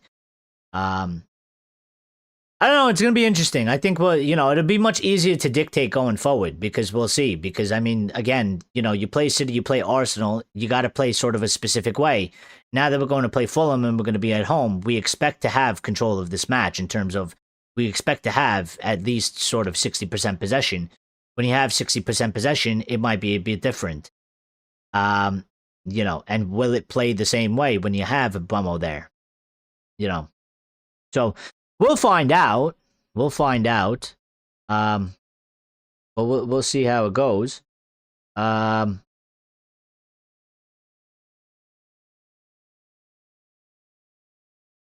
We do have, like, you know, with the starting 11, like if we went with Lemons, Delo, Maguire, Martinez, Shaw, Casemiro, Kobe Mainoo, Diallo, Bruno Fernandes, Cunha, and Mbeumo. If we went with that lineup, we have, sorry for the people that measured in whatever other different measurements, but we have that average height of the starting squad would be 5'11", and if Fulham went with sort of what their starting their main starting 11 is, they have an average height of 6'1". So I mean, it's not like you're talking about a 2-inch difference in the average height of a squad. The two center backs that they have are both 6'3", and Mbeumo is 5'8", so that's a bit of a mismatch. You're not going to put balls into the air. Cunha is 6 foot, Bruno is 5'10", and Diallo is 5'8". So I don't know. Do you know, you put on Sesko, do you necessarily want to do the air game against two 6'3" center backs? Castagna is 6'1", and Antoine Robinson 6 foot. Sanderberg is 6'5". Do you really want to be putting the balls into the box? Iwobi is 6 foot as well. Do you really want to be putting the balls into the box and crossing and trying to beat them in that aerial game? Or do you want to keep the ball on the ground, not put it into the air, and try and beat them on the ground game instead? And maybe just beat them with taller players. They tend to be a little bit less agile. They tend to be a little bit slower. You know what I mean? So maybe you're trying to beat them that way.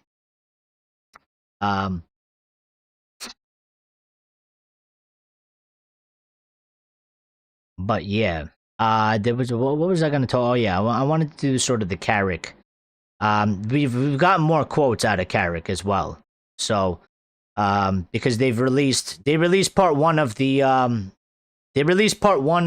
press conference, and then they released part two. So part one came out earlier today. Part two literally just came out. So let me sort of pull up part one. Well, I'm not gonna do everything. I'll just read, like, you know, because some of the things we don't really care. Or they're not really that important, I will say. So, But Michael Carrick was asked about Patrick Dorgu earlier in the day, and he said, unfortunately, he'll be out for a period of time. Not good news. It's disappointing because he's had such a great couple of weeks. He'll be out for a number of weeks, which it's not great news, but it is sort of what I expected. I'm still hoping that initial sort of 10 weeks is blown out of proportion. You don't want him out for 10 weeks. Listen, he's done sort of his hamstring. Hamstrings typically 4 to 6 weeks. It's still, as you could quote Carrick, say, out for a period of time. But obviously, it would be better if he's out for 4 to 6 weeks than he's out for 10 weeks. 10 weeks would be an extra. It would be an extra like 6 weeks if he's out. If he's only out for 4, if he's out for 6, it's an extra 4. So it's an extra 4 to 6 weeks, which you don't really want. So hopefully, it is a shame because he was really starting to come into his own and he was enjoying himself and we were enjoying watching him. And, his progress is getting a bit hindered by this because he's going to be missing a bunch of games and he's going to have to come back and recover from this. He's going to sort of lose a little bit of his mojo.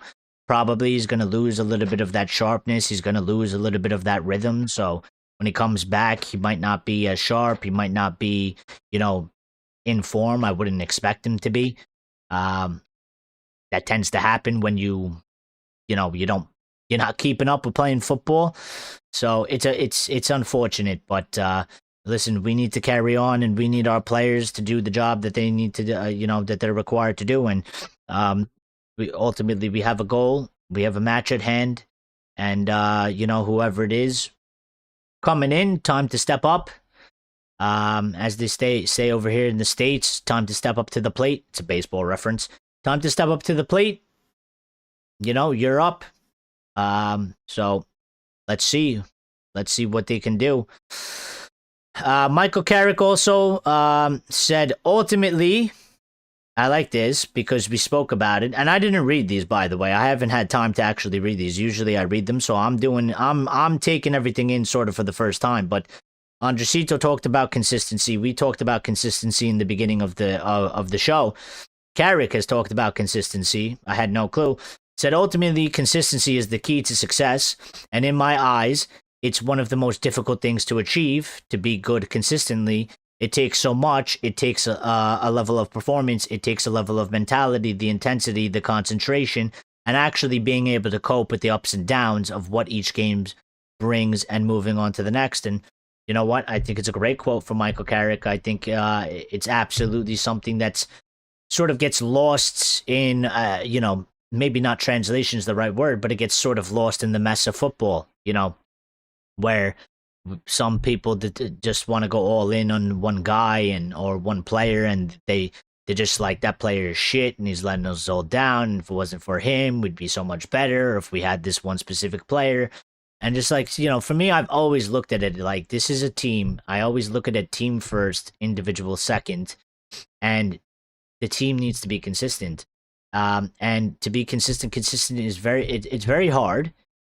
Okay, I think most people in the world struggle with consistency. I struggle with consistency as well. It's not an easy thing. I think if it was easy, everybody would be fucking, everybody would be like top 1% of people in the world. It's a very hard thing, and life throws shit at you. And same thing goes for football. Like football is very up and down, and when shit's very up and down, it's hard to stay.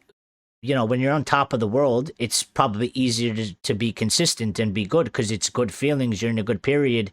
You're feeling positive. It's easy to move forward. But when shit happens, it's very hard to continue that. So I like that it's coming from Carrick. I like this is coming from Carrick. I like that it's coming from him, that he's putting an emphasis on this because we've talked about it. We've said our number one biggest thing that has ultimately destroyed us over numerous years in the past is that we have been consistently inconsistent, and we have not been able to find any real sort of consistency. We have not been able to sustain positive, successful consistency. The only thing that we've been consistent as at is being inconsistent and putting in sort of negative, bad, consistent performances. So I think it's really good, you know, that this is that he's talking about this. I think he followed up by saying there's so many things that go into it, and that's what we're working towards. We've had a great couple of weeks, 2 good results. There's bigger games coming up, and it's just keeping the mind in the right place as much as emotions to be able to go on to the next game just as we have in the previous 2, and that's what we're asking for. So, Carrick, right on point, at least with the words right now. What we're saying, he's saying, and I don't think he's necessarily sitting there scrolling his phone to check what, Eric is saying on, the Red Devil Experience or what the chat's saying or what people are saying on Twitter. But, he's right on point with us. That's what we're asking for. That's what we want to see. And that's what he's talking about. So hopefully we get that. Lauren says, I think Brian should be rested. Sesko playing the target man for some long balls over Fulham block. Brian on for Cunha later. Well, maybe, but I don't think we necessarily need to rest Brian. Ultimately, I'll leave that up into the hands of the physios and stuff like that and the people that do that sort of analysis. And listen, if he's fit and he's good to go, I would play Brian. He's in the better form. We need 3 points. I tend to stick with it in the way that I stick with it in terms of I like Sesko, and I think Sesko will be fine, but I tend to go with people that are in form. Tend to go with the people that are performing. I think Brian's been performing exceptionally well. I think Cunha's come off the bench. When he was starting, he's come off the bench. He's performed exceptionally well. And I think he's done better than Sesko. I think those guys have done better than Sesko. So I would personally go with Sesko on the bench and then bringing him on and getting our best team out there, getting the job done. You get the job done. Well, you would like to get the job done. That's if everything goes well for you. You get the job done. You bring on Sesko, give him as much minutes as possible. Hopefully the team get the job done as quickly as possible. But I think Sesko will come on anyway because if we don't get the job done, maybe we need a change in the game. Sesko will give us something different, of course. So.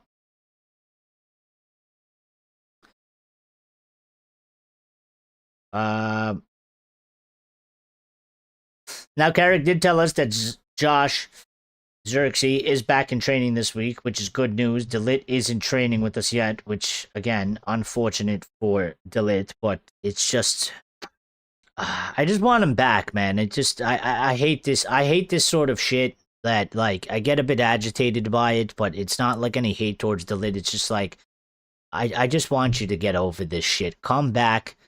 Get into the team. I want you in the team. I rate you as a good player. I hate when this sort of... I know he hates it too. I know the players hate it as well, because to not be able to play and to be stuck struggling with an injury is like the worst thing that could one of the worst things that could happen. But I just... I'm just starting to get really annoyed. And, like, it's just like, dude, you were supposed to be gone for 2 weeks, man. And it's turned into, like, this giant... fucking thing that keeps rolling over from week to week, and I'm just like, and we don't get much information as well, which makes it frustrates me more because it's just like, but what the fuck has gone on? I just want to know what's happened to the guy. I want to know what's actually happened to him. What has gone on that he's sustained some sort of back injury that it's gone from 2 weeks to now he's been out for fucking 2 months almost, literally 2 months. And I want him back. So, like, I don't know what you got to do. Try some experimental shit or something. Go, I don't know. Go, go do some, like, herbal healing or some shit. I don't know. Whatever. Try everything. Do everything. Do whatever it takes. Get him back. Get him back. Get him fit. Get him rolling. We're not in like an emergency that we need him. I just want him back because I rate him, and I hate the fact that he's gone now. I hate that he's gone. So, Carrick did speak on Josh's future, which he said Josh has been focused. Maybe this gives us a bit of an insight to what we were talking about before. Josh has been focused on getting fit and rejoining the group. It's been great to have him back in training. He trained with the squad for the first time yesterday. from my side and his, there's all there is to it. I'm looking forward to working with him, and there's nothing more to add. All right. Well, maybe that's why Zerxi has said that he doesn't want to go anywhere.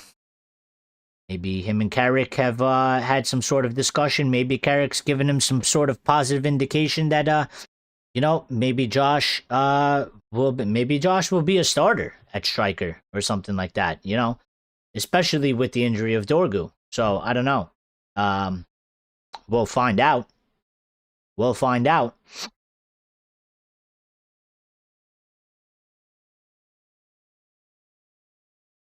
Carrick on facing Fulham, he said it's a tough match. It's going to be a tough match. A really tough challenge. The past is the past. We're not taking anything for granted. That would be completely out of place. That's how it's got to be. Carrick on Mason Mount, reduced playing time. Well, this is going to be interesting because he has gotten way reduced playing time, right? I mean, this is the life of a footballer, okay? Kobbie Mainoo was a guy that wasn't starting. He was getting about 15, 20 minutes a match. There was a few times that he didn't even come on at all.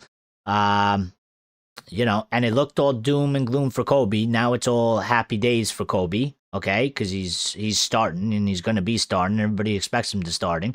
And Mason Mount was a guy that was heavily favored by Ruben Amorim. He started a lot whenever he could. He played loads, and now it's sort of gone the opposite way for him. And he's had reduced time, okay? And Carrick has said on Mason Mount, he said, I'm a big fan of Mason. He said, that's why we have a group. He has the qualities to be a starter. I really like Mason. He's an important player for this team and to this club. Standard procedure answer. I mean, what is he going to say? Carrick on Lisandro Martinez comments of him capturing minds and hearts. Because Lisandro did have some comments about Michael Carrick. Very positive stuff. Basically, to sum it up, he said, he's come in, as they said, he's captured hearts and minds. He said, I'm ready to give him everything. And essentially, he's ready to run through brick walls for Michael Carrick, which is very, very good.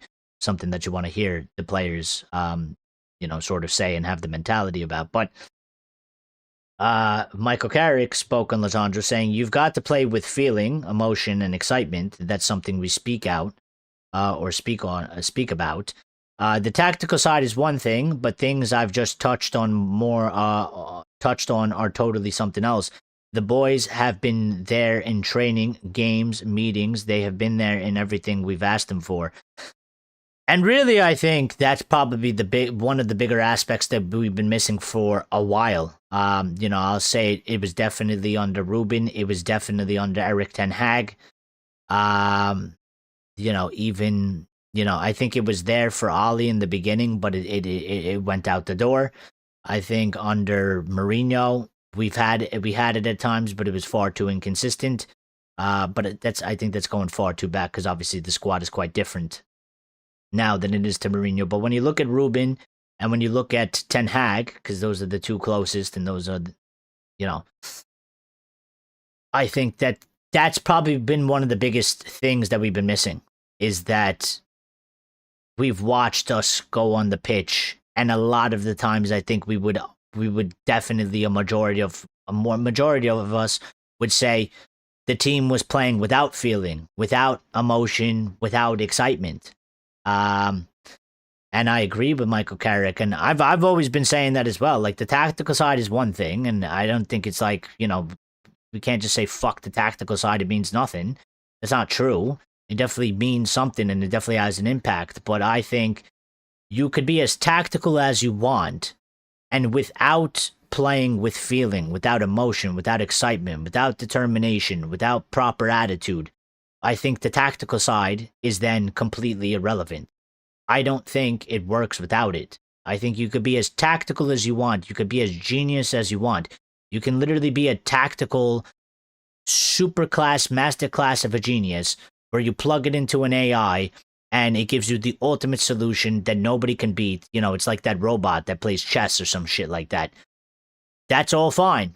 But if you have that answer and you don't have feeling, emotion, excitement, you don't have determination, you don't have understanding of, what this match is, and playing with like a certain level of, attitude, determination, intensity, I think that tacticalness means fuck all at that point. I do. And I think it's been proven. I think it's been proven that that's the case as well.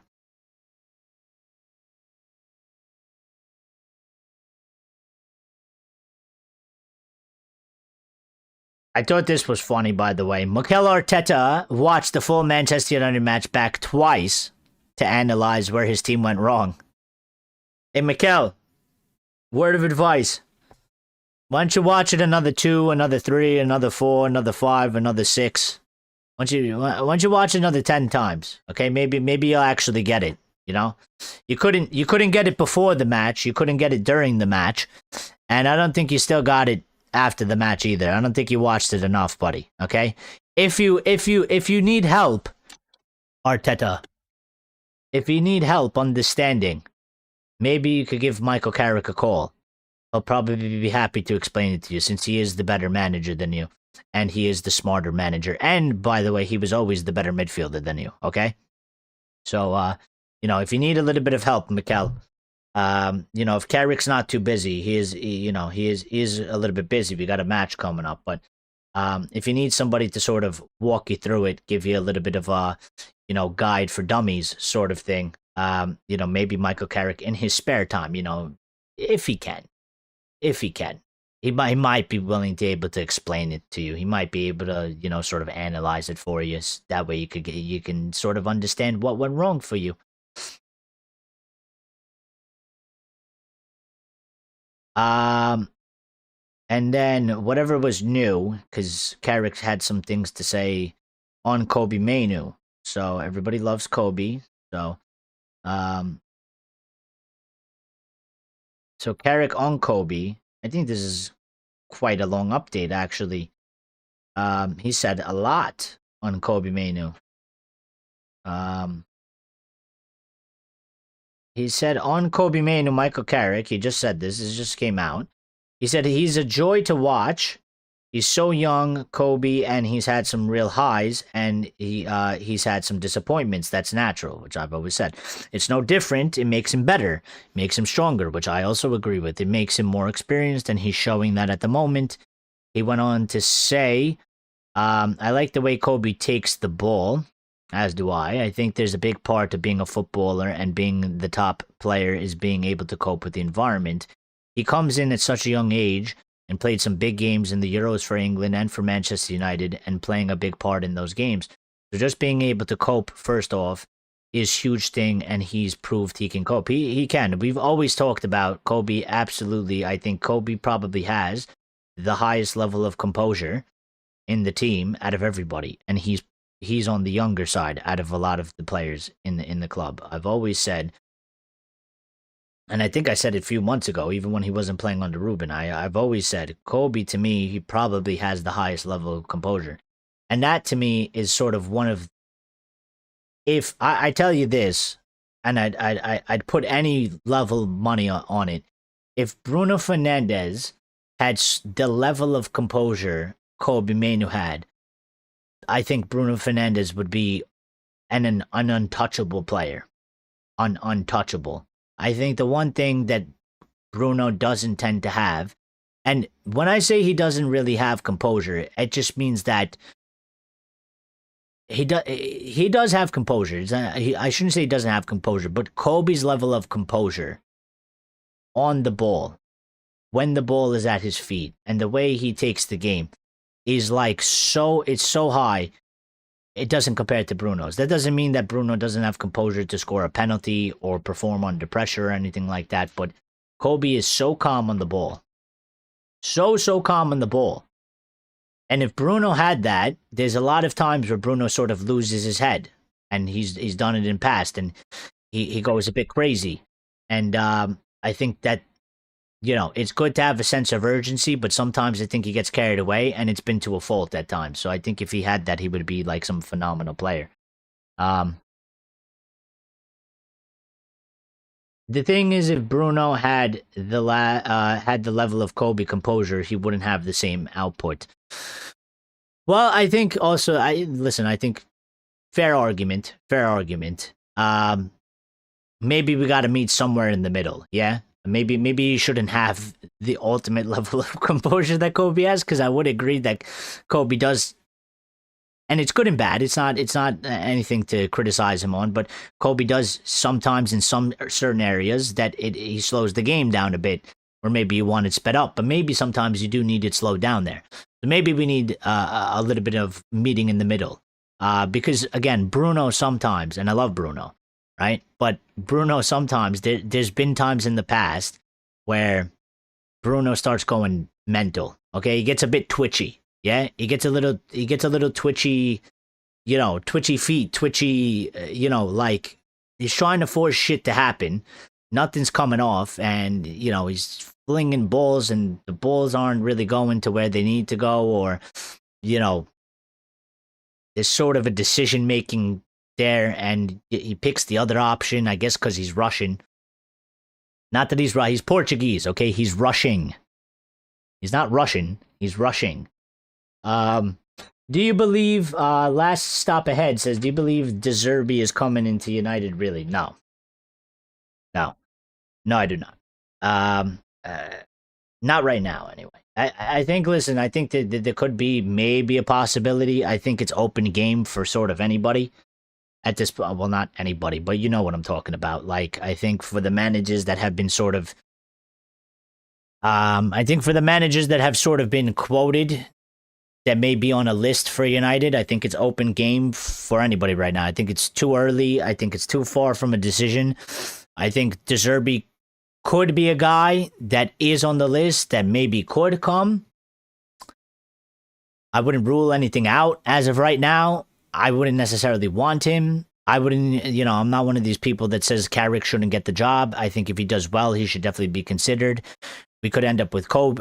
We could end up with Kobe. We could end up with Carrick as the manager. We can end up with whoever else is on these lists. Tuchel, Nagelsmann, Ancelotti. I think it's far too early, and we don't have enough sort of a clear indication, because the club don't have any clear indication, so they're not going to give us a proper update or a clearer picture. So,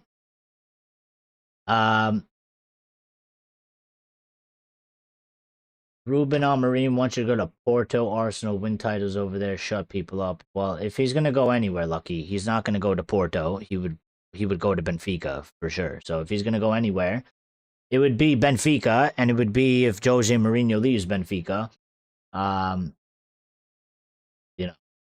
He's definitely not going to Porto. Renosa says he is very tightly in small spaces. He has a big futsal background. That's why I say he is like a Spanish centre-mid to me. He is very good in the tight spaces. I like that about him.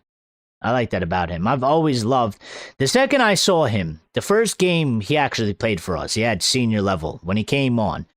The first game that I saw him, I was blown away, because again, I'm not one of these people that necessarily, I don't really watch the youth games like that. I mean, I'm aware of youth players that we have. I know some of their names. I know some of their positions, but I'm not one that takes time out of my day. No offense. I'm not saying it in a bad way, but I just don't do it. I just don't really watch the youth players. I don't really want to put myself in a place where I get too carried away about the youth, because I know that it's just a different thing. So I like the youth to do their work in the background. I don't want to have any sort of too much preconceived notion of them before they actually reach the first team. And I like that aspect as well. For me, I've always enjoyed when I go to watch a match and I look at the bench and I'm like, oh shit. I'm like, who's that kid? I'm like, who's that kid? I was like, we've put up a kid. I get excited about it, and I'm like, all right.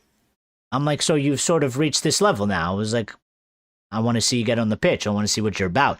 I want the first impression at that time, in the sort of the men's league, in the first team. And Kobe was one of those guys. Like, I heard about him. I never really I never really watched the youth matches or anything like that. He came on. I was blown away. I was blown away by the composure. I was blown away by sort of the controlling of the ball. And I was like, we've had people in this midfield over the past years They didn't. None of them have had that. None of them. Not even close. Not even close. And that was the first match in the first, whatever it was. Watched them for 10 minutes, and I knew right away. I was like, nah, that's like naturally different talent right there. I was like, that's like, and then he played again and he did it again. And I was like, all right. And he did it again. And I was like, well, it's definitely not a fluke. It definitely wasn't just like, first game sort of I appeared on the block and, I did something exceptional. Last stop says we need one midfielder to be wild like that with the Kobe and Anderson sitting back. Yeah, listen, I don't think it's that problem. I was just saying, like, I think that if you gave him a little bit, I think it would just make him more of an ultimate. He would be like this ultimate midfielder. It would basically be like he has everything. He would be like 100% complete. I wouldn't say Bruno is 100% complete, but I like Bruno. I've always liked Bruno. I think Bruno is, I always say it, he's our best post-Fergie signing. He's been the most impactful. He's one of my favorite players. So, and I don't do player FC like that, but I do like Bruno. I appreciate the job he does. I've liked him for time. I've liked him before he even came to Manchester United. So, last stop says, I completely admit Bruno needs to chill sometimes for sure. Like the halfway line attempt against Arsenal. Listen, I like that though. I like that. Listen, it was very anticlimactic. Yeah, it was very anticlimactic because there would have been nothing better.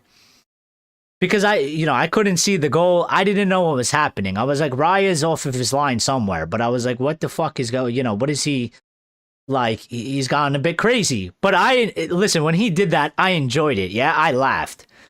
Because he kicked it. I couldn't tell if it was in the immediate. I couldn't tell if it was like actually going on target. I couldn't see where the goalkeeper was. So I was like, does it have a chance? And then it just went like fucking way off target. And like me and my father were laughing because we're like, you know what? We're like, fuck it. Like, confident. We're in the game. We're winning the match. If it came off, it would have been amazing. Imagine he scored that from midfield. Would have been Rooney, Beckham-esque. And it would have been like, what a way it would have been to just put a final nail into Arsenal and kill them. So I was like, you know what? Listen, if we're losing a match, okay? If we're losing a match and we need to score, yeah? I don't want to see him fucking do that, okay? That's when I would be like, bro, chill, don't do that. Because I'm like, there's always a better option. But, we were defending a little bit, we're holding on to the lead. We're trying to kind of counterattack. He did it. I was like, dude, I was dying laughing about it because we were watching it. I told my father, it wasn't quite Rooney-esque, was it? It wasn't quite Rooney, was it? It didn't really go that way, but I was like, it is what it is, bro. It is what it is. I do see him a bit more relaxed now, as the team has a lot more control and direction and doesn't feel like it's all on him. And I think you make an excellent point, and I would have made the same, and I was about to basically make the same point last stop. I was going to make the same point. I've been saying that. There has been a couple people saying, oh, like Bruno's not scoring or, whatever, and we want to see him score more goals. And I do think he's calmed down a bit because I think the players around him are actually pulling their own weight. The players in the attack, right? Because Bruno understands we need to score goals to win matches. And that's always been his thing. And I think he's looking around him and he actually feels like, whether it's Mbeumo. Listen, there's been 2 matches in a row. You look at him and Mbeumo. They're fucking screaming at each other. There's been a bit of miscommunication. The pass doesn't go where it's supposed to do. Maybe it doesn't make the run, whatever. There's been 2 instances so far in 2 of the matches where Bruno has the ball and Mbeumo's making a run. It didn't come off. Bruno's fucking yelling at him and Mbeumo's like, bro, what the fuck? Which is normal. I don't care about that. That's normal. That's totally normal. I would be concerned if they fucked that up and Bruno as a captain had nothing to say to Mbeumo and Mbeumo had nothing to say back. Okay, I would be concerned then because then we have 2 players who don't give a shit. okay, which is bad. But even that, like, I think he's looking at around him, and I think he actually is a bit more relaxed because he actually feels like these guys are actually pulling a bit of their own weight. Like, I don't feel like the entire world is on me. You know, I am the captain. I am the one that makes all the, you know, for a period of time, I am the captain. I score the goals. I make the assists. If I don't do anything, we fucking lose. If we lose, we get, you know, we're shit, and we get destroyed. And then I get destroyed as well, you know, and my teammates get destroyed. So I need to make things happen. But now it's like, I think he's looking around, and he sort of feels like, you know, listen, Cunha might not have a crazy amount of goal tally for the season, but it's the way he plays the game. It's the way he conducts himself on the pitch. And Buemo's doing well. Diallo's doing well. You know, even the people behind him are helping him out as well. So I think he does feel. I think he is a bit more. He's a bit more calm in that, I you know, and that's why I'm not too concerned. Like, some people were like, "Oh, Bruno, you know, he's not scoring as many goals as he used to," and it's like, listen, I don't want him to score nothing, but I think that's also a positive because we're still scoring goals, we're still creating loads of chances, so it's not a problem. You know, if Bruno wasn't doing things and we're suffering losses because of it, then it's a bit of a problem. But if the attack is still doing what the attack needs to do, I think that's a good thing. I think that means that we're starting to play more like an actual team instead of a one-man team, which we have been from, you know, there was periods of time when Bruno came here as a one-man team. We were a one-man team for quite a long time. You know, there was like whole quarter parts of seasons where if Bruno didn't score, if Bruno didn't assist, if Bruno didn't have a good game, we didn't do fuck all. And we can't be like that if we're going to actually be, you know, a successful squad. So, Last Stop says, I say if Carrick is getting this tune out of the players and continues to, then there is no better manager to have a United DNA with the skills to get the tune from these players. Well, I still make the argument again. Listen, I think there's positives, there's positives in those camp, like you're saying, which I think goes into Carrick. He has a sort of a specific, unique situation in that aspect, which there's no other manager you can kind of say. But I've always made this distinction again. If it's somebody like an Ancelotti, or even a Tuchel, or even a Luis Enrique, or even an Antonio Conte, these guys that have won, you know, league titles at big clubs or have won the Champions League or both, it's, you know, it's very hard to compare Carrick to them. It's very different. I think that's sort of a different level, a different standard. But I would still keep him in, if he continues to do well, and he does exceptionally well to the end of the season, I still think I would keep him in consideration when you're considering those types of guys. For me, I think then that what you mentioned, Last Stop, in terms of getting a tune out of these players, sort of this United DNA, as they want to say, and getting a tune out of these players, I think that really comes into effect a lot when you're looking at, you know, if you're telling me Carrick or Iola, Carrick or De Zerbi, Carrick or Eddie Howe, Carrick or Glasner, you know, I don't see a lot of difference. Maybe just years of experience. I mean, Eddie Howe has been managing obviously longer than Michael Carrick, and so has Glasner, and, you know, so has De Zerbi by a little bit, but not by a lot, but by, you know, a little bit. But then I think ultimately Carrick understands this football club. He's done it as a player. He understands what it takes to win. He understands the demands. He understands the pressure. So I think that, yeah, I think it's just different. I think it's two different levels. Ultimately, the football club has to make a decision. What do you want? Do you want sort of a higher level type of coach that, you know, the expectations are going to be different? They're going to be way higher. You would expect it to go quicker as well, probably, maybe. Or you're going to go with somebody that's more of like a coach, which is what I see Michael Carrick as. Like, he is a coach. He's on the training ground. He's coaching the players. Okay, he's not really like in a traditional sense a traditional manager. You know, I think Carrick. I wouldn't say Carrick is like Luis Enrique or even Ancelotti. I think he's the opposite. I think those guys are managers. I think Michael Carrick is a coach. You need to make a decision. I think if Carrick does well, he should absolutely be considered. And if ultimately, if he does well and they decide to stick with him, I'll have no grievances and I'll be okay with it. I'll be happy with it and I'll go along with it. And hopefully, like, you know, it works out really well for us and it continues to roll the good times. Reynoso says, versus Everton. Damn it. Versus Everton, he played like a seasoned pro. Tons of awareness. I love his game, but the midfield needs to be built to compensate where he lacks. Yeah.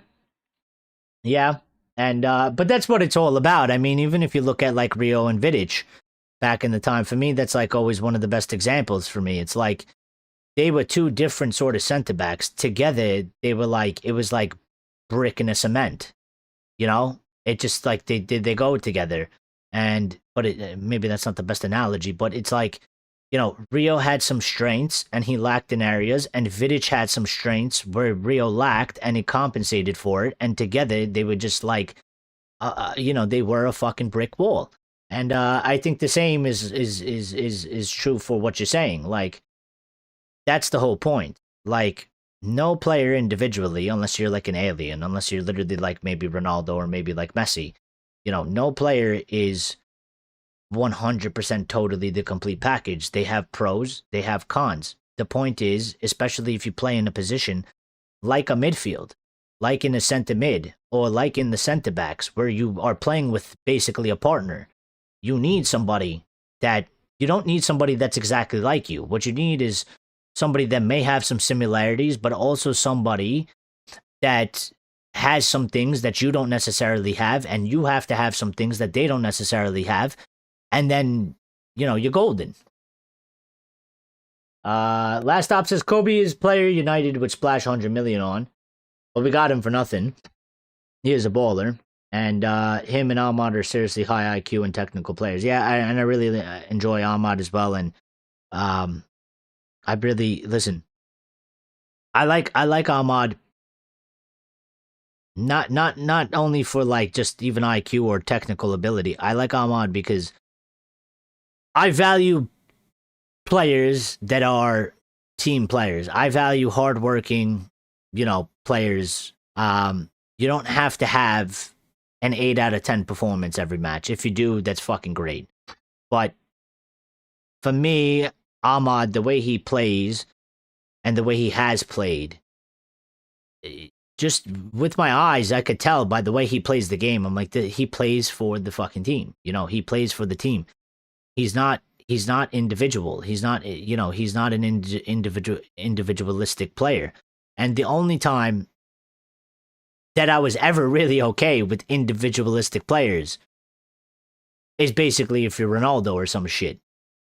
You know, I don't really believe in super individualistic players, like super selfish players. I don't believe in them. I don't necessarily like them. The only way you get away with that is if you are basically Ronaldo or you're like Messi.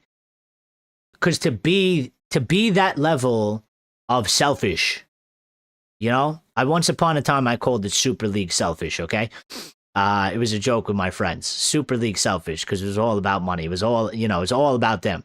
But to be that level, you better be putting the fucking ball. You better be making things happen in every match constantly. And that's what, to me, that's why Ronaldo and Messi, like, nobody can say shit to them.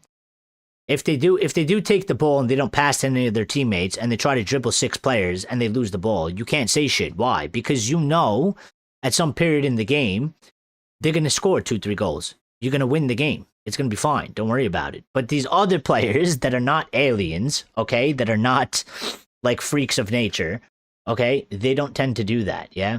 I mean, look at Alejandro Garnacho for a quick example. He was very selfish as a player at such a young age, and he didn't have the he didn't have that level of talent to back it up. he didn't have that level of talent. You know, if Garnacho was banging in like 2 goals a game, okay, nobody would give a shit how selfish Garnacho was. But the point was he was super selfish, and then there was a lot of times we weren't getting anything out of it. So that's why I like Ahmad. Because Ahmad, sometimes, I think to a fault actually, Ahmad needs to be just a sort of a tweak more selfish.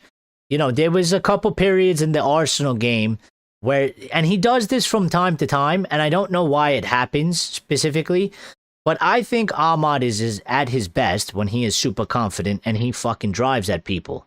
Yeah, and I think there was a lot of times where during the Arsenal match, there was too many times where he didn't do that, and that he was sort of taking the ball and turning around or passing it backwards.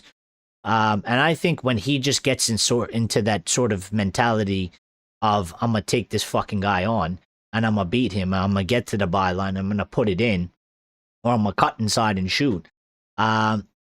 He's a bit unstoppable when he gets into that groove. But there's always a match here and there where we play where it's like I'm screaming at the television because I'm like just drive at him, go at him, because I know I've seen you do it, and that's what you're really good at. Go at him, and he doesn't necessarily really do it. He sort of holds the ball up and passes around. Maybe it's tactical, or maybe he just ain't feeling it that game, but.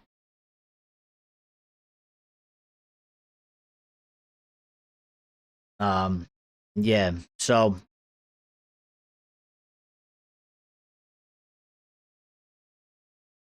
Juventus, we just got more updates about Xerxes as well, and then we'll close the show out, okay?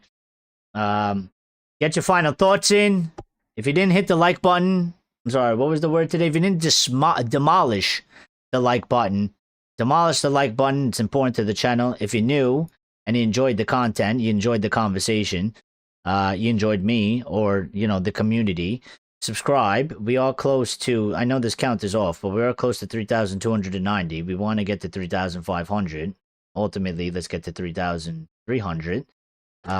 Hit the subscribe, hit the like button, get it done. Thank you to everybody that has hit the like button, has demolished it, I should say.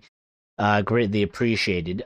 This quick update coming here from Tutto Sport via Sport Witness. This is literally just broke in the past 10 minutes. Juventus are looking to sign Joshua Xerxes on an initial loan with a possible option to buy. Xerxes' agent, Kia Jorbachan, can help Juve organize a deal in a few hours, even if time is running out. Oh yeah? You that good? He's that good. Hey, this guy is that good as an agent. He can organize the deal in a few hours. I don't know. Maybe that's why he gets sort of paid the big bucks to be an agent. Takes me like an hour or two to organize a fucking live show on YouTube. This guy's putting up a whole transfer deal in a few hours. All right. I mean, I don't really know what this update's supposed to mean. I find it quite funny because, I mean, obviously Tutto Sports, via Sport Witness, Tutto Sports is an Italian outlet and Juventus is an Italian club. And he's had a couple updates. I mean, a couple interests. I mean, Roma and Juventus supposedly interested. Now, Samuel Luckhurst just came out with the updates like an hour or two ago that said Joshua Xerxes has asked to stay to the football club and he doesn't want to leave in January. So, I don't really know. Lucky says Joshua Xerxes not for sale. I don't think he is right now, but definitely, if it was to be anything, it would definitely be some sort of a loan with maybe a possible option to buy. Why is Ahmad trending? Ahmad is trending. Why is Ahmad trending?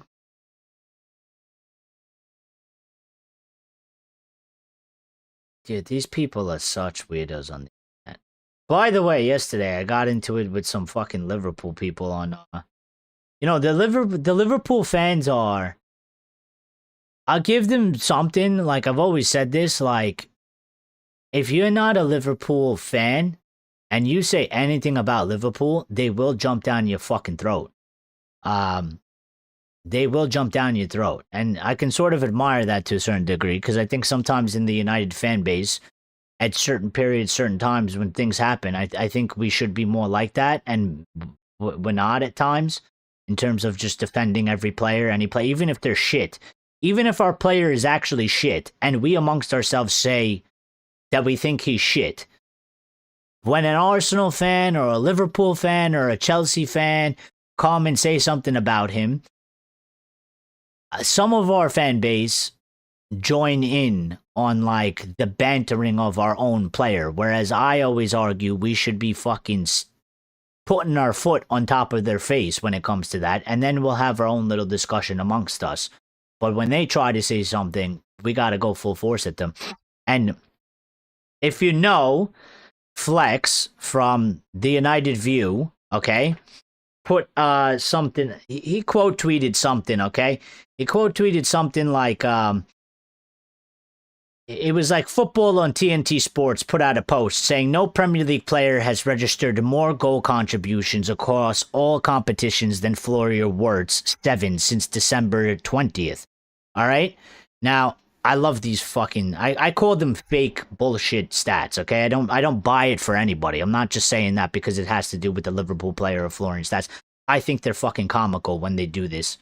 All right? And this is why I found it funny, because Flex quote tweeted it and said, so what was he doing in August, September, October, November, and 3 weeks of December? With laughing faces. And I was like, thank you. And that's what I laugh about, because I hate it when they do it for Manchester United players. I fucking hate it. I hate it when they do it for us. I hate it when they do it for anybody else. It's like, you do realize there's a whole fucking season, and you are ignoring the rest of the part of the season to put out some sort of a positive PR spin that the player is doing well. And it's like, I don't buy that. I find it quite fugazi. It's fake. You know, it's like trying to make shit appear better than it actually is. Like, just be real about it. You know what I mean? But it's almost like propaganda. Like, something isn't like that amazing, and you're putting out propaganda to try and spin it into like, no, actually everything is fine. I mean, look, like, since December the 20th, no Premier League players has registered more goal contributions across all competitions than Florian Wirtz, 7. It's like, well, you do realize that the league started in fucking August, and what are we talking about? Where's August, September, October, November, and 3 weeks of December? What was he fucking doing then? Are we just gonna, like, forget that and say that the league started December 20th and it started with him? So, but I commented, okay? And all I was saying was what I explained to you, all right? All I said was I love those kind of fraud stats in terms of, in general, to me, they are fraud stats. It doesn't matter if you do it with a Liverpool player, a United player, an Arsenal player, a Chelsea player. I don't rate that shit. I think it's bullshit, all right? I said, then you got the mindless people that eat it up like it's the Ballon d'Or or something. Because this is what happens. Like, people, like, they put this out, okay? You go into the comments section, or you see people quote tweeting it or retweeting it, and they're lifting it up on a pedestal like the player has won the Ballon d'Or or some shit. All right? And it's like, bro, they're giving you like half a stat and you're praising it like he's done something worldly, godly. Like, it's not that impressive, bro. It's not that impressive. Relax. All right? So basically all I was saying was, like, I don't really like those kinds of fucking stats for any of the players. I don't rate it. I forgot, because I say shit about City fans and they're not real, so they never respond no matter what you say. They don't fucking exist, these people. All right, I forgot how the Liverpool fans were. Bro, I thought I was safe because I'm commenting on their Flex. He's a United guy. I'm feeling like we're going to have a little bit of, like, you know, just a normal football discussion. I wrote that, and then I started getting attacked by random weirdo Liverpool fans. This guy comes in, says, worry about your donkey, Sesko, and Cunha, 4 goals by February. I'm like, bro. I wasn't actually having a go at words. I was having a go at the fucking fraud stats that they put up. That TNT likes to post. I didn't even mention Wirtz. I didn't even say Wirtz is shit. I didn't say Wirtz is a flop. But this is what I'm talking about. I mentioned something. They took it the wrong way. They thought I was having a go at Wirtz, and they start coming for me. Meanwhile, by the way, I will tell you this. This guy's name is Michael Corleone, LFC, and then his @ is Inzaghi, okay? And if you click on this guy's profile, yeah, he's a fucking nobody. He's got like 200 followers, all right? He's some weirdo. But in his profile, in his thing, okay, his bio, all it says is HGT, yeah? And so I responded to him with a GIF of Van Dijk twerking in front of the goal made by AI. And I said, you dropped in like a rejected Godfather extra with that weak trash reply. Your bio says HGT, which I assume stands for hasn't got talent. And that's definitely what it stands for. This guy says Sesko is flop of the season, bro. He's absolutely shit. Now he's going in on Sesko. I'm like, all right, here we go. I got to bring you back down to earth a little bit. You spent £450 million to lose to us at home and be under us in the league. Your whole team is flop of the season. You know, you're coming here talking to me about Sesko flop of the season, which I don't even fucking think that's true. Okay?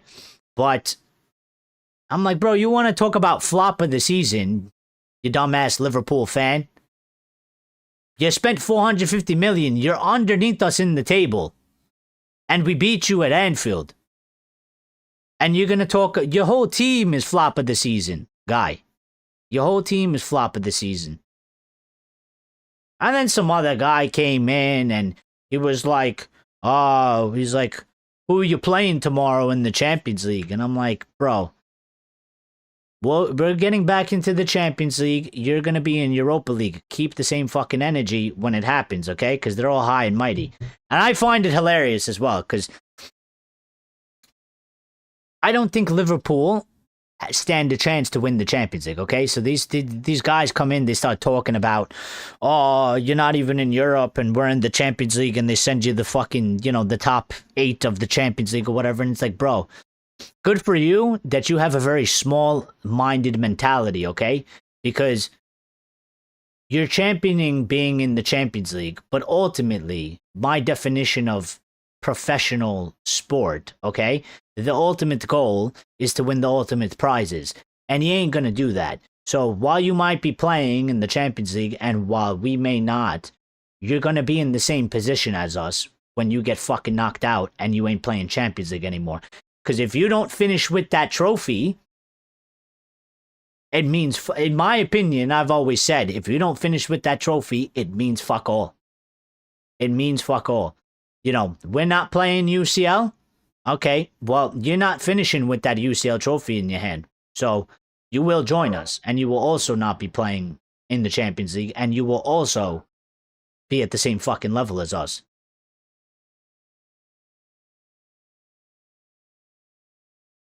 He's never passed, Lauren says he's never passed the Sesko through Ahmad.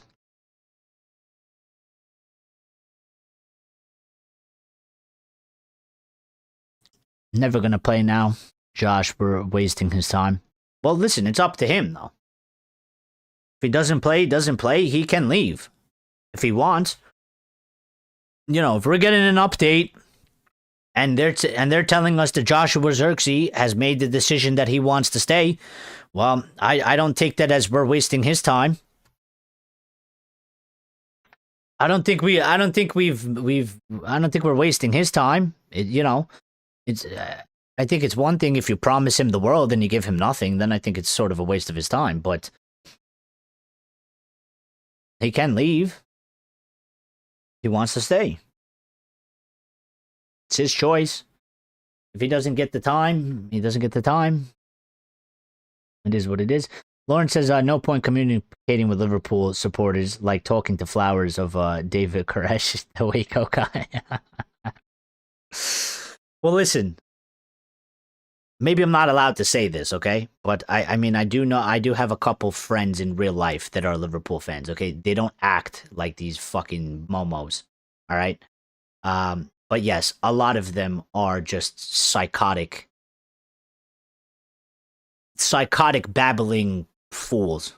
There's a lot of them. I've experienced a lot of them. I don't really like talk to them like that, okay? My whole thing is like, again, people on the internet think that they can say and that they can try and troll and shit, and maybe they get a kick out of that. But like, I like being sort of the guy that comes in and is like, dude, you might get people like all pissy and you know, crying and shit and freaking out and throwing a tantrum. Like, whenever I reply to people on the internet like that, I troll the shit out of them. Like, I literally, like, I'm laughing while I'm doing it. You know what I mean? I'm laughing while I'm doing it. I'm like, I know these guys, because you could tell by the type of person they are. I'm like, bro, I don't really take my time out of the day to participate in this sort of stuff. Okay? I go on. If there's something, it usually has to do with United. I make the comments that I make because it's something that I like have a genuine opinion on or something like that. And then I fuck off. All right? But there's these people that they want to try and troll. They want to try and banter. They want to try and I'm like, you guys aren't even good at it. Like, you guys are so stupid at the things you say. Like, you're not even good. You know, there's like a level to trolling. There's a level to like banter. You got to hit people with some sort of like a bit of truth and then also like making a joke at the same time. There's so many people that are bad at it. So like when they do it, right? Because there's some people that are really, really good at it, right? But it's not a lot. Most people are very bad at it. And I'm like, listen, I'm like, you think you're like this master of like trolling and shit. You think you have me jumping up and down on my couch, like fucking screaming at my phone, going crazy. Bro, I'm sitting here, I'm bored, okay? I need to kill like a good 5-10 minutes, all right? I got nothing to do, all right? Let me just fucking have some fun, you know? Let me just insult you a little bit in a certain way. Let me make you feel stupid. Let me make you feel like an idiot. One word, Isaac. I mean, that was my next thing. You know what I mean? Like, that's what I'm saying. This is the thing about that. Like, you want to come and talk shit, okay? And this is what listen, it's one thing if you talk shit and it's with facts, all right? And I kind of got to sit there and I kind of got to be like, well, listen, I can't really hit back on that. You know, you're not saying anything that's false, all right? But you come in here, you talk, you know, start talking about Sesko and shit. It's like, bro, you got a pile of shit that's a mountain high. Worry about you, bro. Worry about your pile of shit that you got going on. Don't start pointing at United talking about you got shit over there. Worry about your fucking shit, all right? You spent 450 million fucking pounds. And you're going to end up in the Europa League.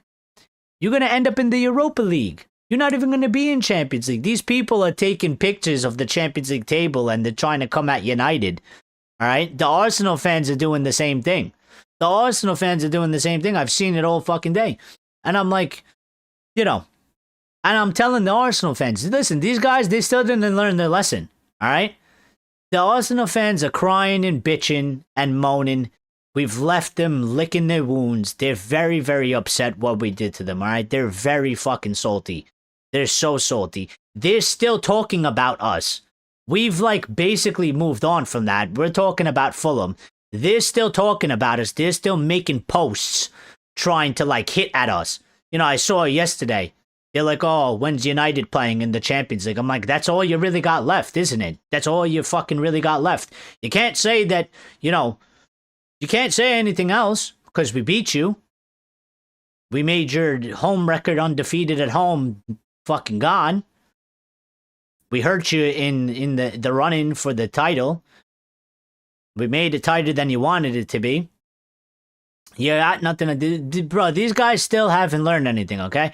I keep telling them, all right? And they're still talking with the utmost confidence and cockiness. And I keep telling these guys, you know, this is the one thing they're holding on to.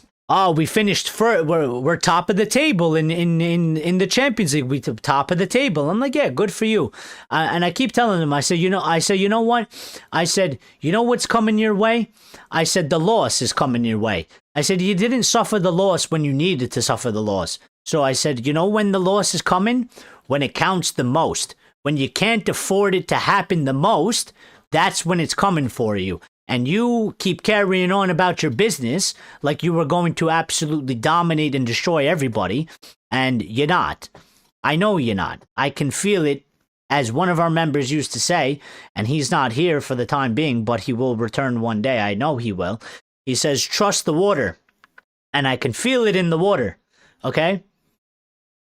You may have finished number one in UCL. Maybe you're top of the Premier League now. That gap is quite close in the Premier League.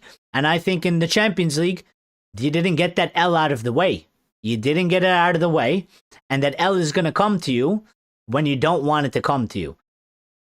Whether it's the quarterfinals, the semifinals, or maybe you make it to the finals, I think there's an L waiting. And that L, you can't really afford that L, can you? Because you take that L then, you're out of the competition.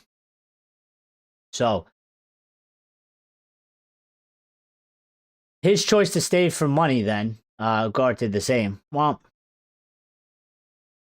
I guess maybe they're staying for money. I mean, I don't think he was, I mean, listen, I think he had like a loan option, right? And I don't think necessarily that means that,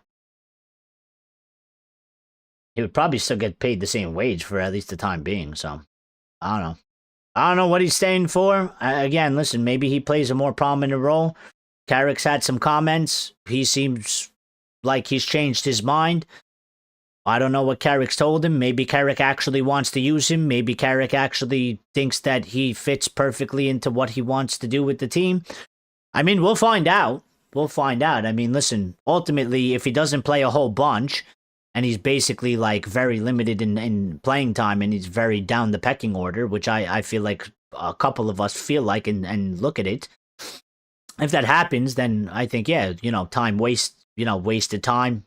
What was it sort of good for, or whatever it is. But again, maybe we're just maybe we're slightly a little bit off the mark. Maybe Carrick has a plan for him. Maybe he plays more than we're sort of expecting him to. I don't know. I mean, we'll see. You know what I mean?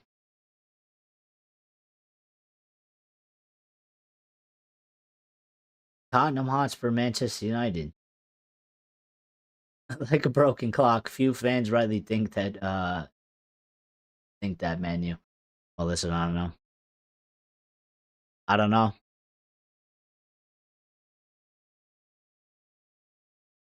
One of them just commented to me as well. I've really pissed. Listen, I get under their skin, man. Unfortunately, it's like a bunch of nobodies. It would be more fun if like they had like a few, they had like 5,000, 10,000, 15, 20, 25,000, 30,000 plus followers. That would make it way more fun. The only ones that are like actually, because they're looking for attention, I guess. You know what I mean? But I'm also a master of that. I usually don't reply, but every once in a while, I'll just be like, I'm going to put this fucking guy in his place and make him look like a clown. And then I respond, yeah? And that's the one and done. You're not getting any more from me. As soon as I respond, I'm going for the kill. And as soon as I hit you with the kill, I know they're going to respond. They're going to go back. And I'm like, I don't have time for you, okay? I'm not an unemployed, 450-pound loser that has literally nothing to do in their life, that sits on the phone and argues with people on the internet for fucking 23 and a half hours out of the 24 hours of the day, all right? So, which I know pisses them off. I know these type of people. They're so easy to read. They're so easy to read. But, yeah, it was funny. But that's, kind of closed the show off with that. Listen, I am gonna go though, because I need to go eat. I still feel a bit sick and stuff, and I just need to go relax. I'm gonna try and, I've been working out again. I'm gonna go try and run. I don't know if that's a good idea, but I tend to usually do that anyway. I think it's probably better to sweat it out. Even when I had COVID, I went on the treadmill. When I had COVID, and I had it like twice, they were telling people like, oh, don't move and, make sure you rest. And I'm like, listen, maybe for, older people, okay? Maybe for like older people, maybe they need to rest up their energy, maybe, because maybe they don't have a lot, all right? And maybe it's too much stress on their body. But I was like, you're talking about, what was that, five, I was like 25 or something like that. Dude, I felt worse, okay? I tried to listen to them. I literally, I laid in the bed. I didn't move. I didn't move at all. And I couldn't, I was in pain. Like, I couldn't really move. I didn't really want to move, but I didn't move. I just laid in the bed and I was there for like, hours, like the whole time, except for when I have to go to the bathroom or something like that. And after the first day, like, dude, I was in there for 15 hours in the bed, not moving. And I felt fucking worse. I felt way worse, to the point where I was like going crazy, because I was like, I feel like me not moving and like not functioning is making me sicker. It's making me feel worse, to the point where I was like, fuck this. I stood up. I put on some fucking shoes. I went downstairs and I was like on the treadmill. You know what I mean? I wasn't necessarily like sprinting or anything. I went like walking. I did a little bit of jogging, And then like after, I actually like felt kind of half alive, I felt kind of half alive. I was like, I actually like, they told me not to do this, but I actually feel actually better. Now, I don't know if that's fucking recommend. I'm not a doctor. I'm not giving anybody no medical advice, all right? But I felt like it kind of helped me. And I was like, all right, whatever. I was like, I don't know if I sweated it out. Maybe it was just like mind games. My brain was playing tricks on me because I wasn't moving and I was bored and I was like thinking too much or whatever it was. And like, I just started moving and like I got the blood pumping or whatever it was. So this is why some red podcasters have spent the week making anti-Arsenal videos. Well, yeah. I mean, it is what it is. I mean, listen, you got to sometimes I don't think it's something that you should do all the time. And I don't think it's something that we should dedicate a massive amount of time to, because there is just weirdos out there to do things like that. But I do sort of hold the opinion, I guess maybe in like a sort of a basic life type of thing, that there is a time and place for everything. And sometimes you do need to just take, a couple minutes, or whatever it is. Sometimes you just gotta put people in their fucking place. Yeah, that's just like how I feel. Sometimes, somewhere, at some point, somebody's saying something or doing something. It's just like, nah, hold on. We need to just stop everything. We gotta put this person in their fucking place. Okay, they need to be, kind of like Diallo told that fan, you gotta be humble, kid. You need to be humbled, kid. All right. We need to take a 20 minutes out of our day or out of our time. Let's fucking humble these people, okay? They need to be addressed. Yeah, they need to be addressed. They need to be dealt with. They need to be brought down to back to reality or back to earth a little bit sometimes. So that's how I roll. But listen, yeah, we're gonna be out of here. Thank you, everybody. Massive support as well. It's good to be back. Sometimes I feel lonely when we don't do the shows. You know what I mean? I miss the community always, obviously. And I miss the conversations and stuff. So, yeah, I miss the conversation. So thank you for the support. Thank you for everybody showing up. Thank you to the chat. Always chatting, keeping the conversation going and stuff like that. Thank you to anybody that was sort of we get people that put us, listen to us while we're sort of in the background. We appreciate you as well, because you are still supporting the stream. It doesn't matter too much if you comment or not. Obviously, I would like everybody to get involved, because the more people that talk, the better the conversation is generally. Well, at least you would hope. So, yeah, thank you for the support. I'm just trying to think. I'm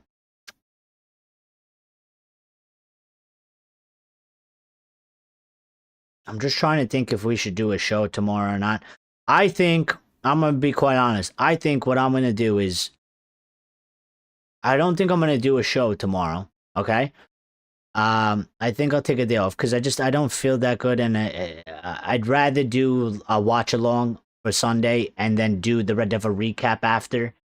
Um, and do sort of, it's going to be a long day. It's sort of a long stream, live watch along, then a Red Devil recap. I sort of got to wake up early, and I'm slacking. All right, I need to work out and stuff, and I'm a bit behind schedule and stuff like that. So I think I need to take another personal day, and I don't expect anything like, well, transfer deadline day is on. It's on the day of the match, yeah. So listen, if we sign somebody, I'll go live tomorrow. Okay, that's what I'll promise. If we sign somebody, if we get somebody in on a loan or something like that, or like if Xerxes ends up leaving the football club, something like that. If it's just a regular day, I'm not gonna go live. All right. But we will be live an hour before kickoff. So if you don't stick around, or sort of the if you don't stick around in terms of if you don't keep the I'm losing my brain here. If you don't keep the watch along like up while the match is, at the very least, come smash the like button. Come say a couple words before the match. Give us, your thoughts, predictions. We'll have a sort of a pre-match talk and stuff like that, and then we'll obviously see you for the Red Devil recap. We might even do 3 shows, but I doubt it. I think that's probably too much in one day. If anything, we'll do the watch along. We'll do the Red Devil recap. I wouldn't expect there would be maybe much. I mean, listen, maybe we talk about it again. I got to see how I feel. I'll let you know. Now I'm going too far. All right. Now I'm going too far. So, I don't expect to do a show tomorrow. I don't expect to do a show tomorrow, but we will be back. We're going to do a live watch along for Fulham, and then we'll do the Red Devil recap. So I hope I see everybody there. Thank you for the, amazing support as always. I think we got about 15 likes, which seems to be sort of the new standard, which is very good because we used to get anywhere from sort of 8 to 10. Now we're getting 15. So I appreciate that very much. Appreciate all the people that are watching. We're getting more sort of concurrent viewers and peak viewers as well, so that's very good. And you guys are helping the channel grow by your dedication and your determination, not only to Manchester United but to this community and to the channel as well. So appreciate every single one of you. Everybody enjoy your Fridays, okay? Your Friday nights. Some of you, it's already late. It's like midnight. Or close to midnight. It's like 11 p.m., maybe midnight. Some of you, or at least one of you, is like 3 hours behind me, so it's still like daytime. But yeah, everybody take care. We'll see each other like 95% we'll see each other on Sunday. Okay, we'll see each other before the match kicks off. I don't expect to go live tomorrow. I think I'm going to take the day off. But anything can happen, but most likely no. All right.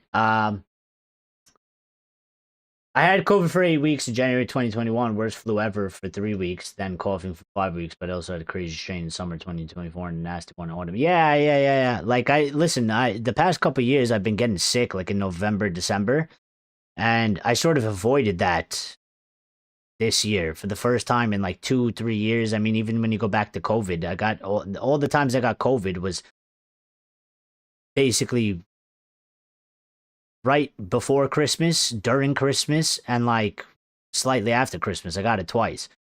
So this was like sort of the first year, and I don't get sick. I'm not a person that gets like sick a lot. I mean, I might feel bad for like a day, but like sick. I mean, even right now, I'm not like sick. I feel just not 100%. I'm not coughing. I'm not sneezing, or anything like that. But I feel a bit off. Like I do feel a bit off. I'm a little sniffly. My back is like a little bit aching, although I've been, working out, so that could just be from that. So But yeah, same cast. 2-1 Sunday. Are you streaming the match? Well, I can't actually stream the match, but like, well, yes, we will do like a watch along. So I will be live during the match, and we'll be talking about the match, as it's happening, and analyzing it and discussing it in real time. So yes, we will be live for the match. Okay. Just want us to do basic right football. Defense will go set pieces, free kicks. 2-1, 2 Manchester United, 1 Fulham. Don't trust us. Stephanie says, yo, Eric, an experienced ones. Steph, I'm glad you joined us, but I am leaving. And thank you for hitting the like button, Steph, as well.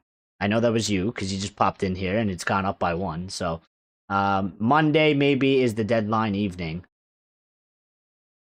What is it? It's February 2nd, yeah? So, I mean, we'll definitely, listen, we'll try and do a show that coincides with Monday, you know, with the deadline, which we've done. I think I did it once or twice, you know. We do basically like our regular show, but it's also sort of like, you know, for the closing of the transfer market. It's not really a big one compared to the summer because the summer anything can happen last minute. But January seems pretty dead. She says hello and goodbye then. Hello and goodbye. Thank you for coming in though, Steph. Thank you for coming in. Thank you for stopping by. Closes 7 p.m. UK time, Monday the 2nd. 7 p.m. So that's 2 p.m. That's on a Monday. Well, that's kind of a pain in the ass. Why couldn't it close at like, I don't know, 8, 9 p.m.? That would have been ideal for us. I don't really like starting the show at 2. I don't really like starting the show at 7 p.m. UK. It doesn't hit the same. I tried it. You know, whatever it is, I don't know if it's because our viewers just tend to come on a little bit later. Maybe it's changed, but I tried to do the shows at 7 p.m. UK. For about 2 weeks, and it just wasn't really working out. We were getting like terrible views. We were getting like low interaction and stuff like that. It just wasn't really like, and it, you know, it's got to make sense. Listen, it's not all for views and all of that, but it's about growing the community and having a good discussion. You know, it was quite like, I don't know why, because it's literally only like an hour and 15 difference, but yeah, I don't know. I'll make a decision on it though, I promise. 3-0 United is my optimistic prediction, although I think Fulham have goals in them. Well, that's funny enough, Steph. That's what I was saying earlier. I said, listen, the way we're playing, if you apply what we applied against sort of City and against Arsenal, and you apply it to our game against Fulham, and we're home at Old Trafford, and we play in the same manner. You know, Fulham have had no clean sheet in 6, and head to head to us, they have no clean sheet in 20 matches versus us. They've also had at least 3 goals in like, I forgot how many games it has been for them. So I think very much so, minimum we should be bagging 2. Yeah, I would be a bit surprised or a bit disappointed if we struggle to score. You know, if it's 0-0 for quite a long time, if it's 1-0, ultimately this is the test. But I think 3-0, I mean, would be blowing us away, sort of, because I don't expect Fulham, you know, they're not pushovers. I don't expect them to be pushovers. I don't expect that we actually go and roll them over. I think they're sort of a tough team. Marco Silva is a decently good manager, and his teams are very sort of structured, except for that one time that they got 3 red cards against us in like 5 minutes in the first half. That was hilarious, by the way. So I expect him to put up some sort of fight. I expect him to be defensively structured as well. So I was kind of thinking, I think a lot of people are saying, I think 2-1, maybe 2-1, maybe 2-0. If we could get a clean sheet, I would love a clean sheet. I would love a clean sheet. And listen, we did it against City, and we were home, and they didn't really have a sniff. And Arsenal, in terms of like the Arsenal scored 2 bullshit goals, you know, and we were away from home. So we're home against Fulham. I think 2-0 for us, very realistic, very possible, very plausible. Why not? Why can't we score 2 and get a clean sheet? I think we have been performing quite well in that sort of way, you know. So that's your optimistic prediction. Yeah, I think that's how I needed to describe it. 3-0 is my optimistic prediction. I think 2-0, 2-1 is my realistic prediction. Fulham knocked us out of the FA Cup last season on penalties, I think, at Old Trafford. They did. We must let them have a ball dangerous shot of Mwobi. 3 points is all that really matters, yeah. Which I think, hopefully we get. Let's keep it up. Especially with this sort of crazy table, this crazy league. Yeah? Because, real quick, before I actually do get out of here, okay? So, here's how this goes. Tomorrow, Brighton is playing Everton. I need to see how this impacts the table. Okay, there's Brighton and Everton. Brighton's on 30, Everton's on 33. All right? If Everton win, all right, they'll be on 36. 36 puts them 2 points off behind us, all right? Leeds is playing Arsenal, and we actually have to... The one and only time that they'll catch us actually supporting Leeds, we actually need to support Leeds, all right? We need to support Leeds. Go Leeds. Leeds is home versus Arsenal. I don't think Arsenal's had enough of humble pie. All right, I don't think they've had enough humble pie. I think they got some more room in the belly. Yeah, seems like they're hungry for a little bit more humble pie. All right, so go Leeds. As much as we hate you and we don't want you to do well, you winning and getting 29 means fuck all. It would make it way more comical and way more interesting if Arsenal either drop 2 points or get 0 points and keep them at 50. Okay, so go Leeds, please and thank you. All right. Wolves and Bournemouth have nothing to do with us. Where's Bournemouth? Bournemouth is down there. That's not really that important. We have a good clearance from them and from there. Chelsea and West Ham is the one. Listen, West Ham in 18th, 20 points. Chelsea in 5th, 1 point behind us. They got +7 goal difference on top of us as well. And they are playing home. So, I mean, it would be great if somehow West Ham can do something, a little something for us, maybe a draw. We're not asking for, to go and beat Chelsea at home and do something absolutely insane that nobody thinks that you're going to do. But, if maybe somehow you can hold them to a draw, which I don't think is very likely, but we've seen stranger shit happen in the Premier League and in football in general. So, the way I'm looking at it here is I expect Chelsea to win. So I expect Chelsea to get 40 points, which would push us into 5th. All right. And then there's Liverpool versus Newcastle. Liverpool are on 36. Yeah. And Newcastle where are Newcastle? They're in 9th on 33. So being on 9th and 33, if Newcastle win, that'd be 36. They'll put themselves on par with Liverpool. They'll go above Liverpool because of goal difference.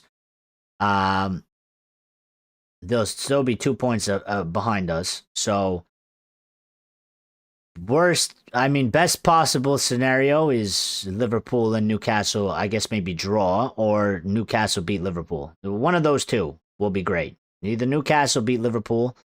Liverpool are playing home now, but, that didn't stop us, did it? Didn't stop us, did it? So, maybe it doesn't stop Newcastle and Eddie Howe either. They do sort of have a bold fraud over there. Anyway, so yeah, so Newcastle get a win or draw. That would be great. I prefer the draws because it's kind of like two birds with one stone. I mean, you know, in terms of like we don't know what we're gonna do, but listen, if you hit Liverpool and they get 1 point, they'll have 37, and that keeps Newcastle down there as well. Because then Newcastle gets 36, they'll be 2 points technically behind us, and then it's up to us and go and get a result. So, um, yeah, and then ultimately the other match that kind of matters a little bit is that would be on the following Sunday. So on when we play, yeah, there's Villa Brentford. Um, Now Villa may be tired. Maybe they're a little bit tired. I think they rested some players though. I did watch the match. But he did put them in as subs, and they did play sort of the second half. They did make a comeback. Um,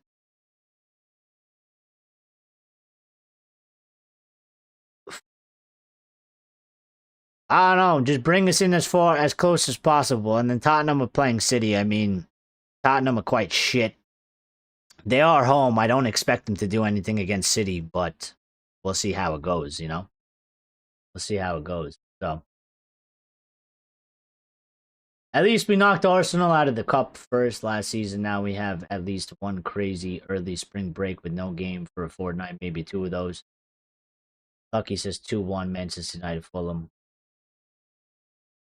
All right, but I am out of here for now. Okay. I will catch you all.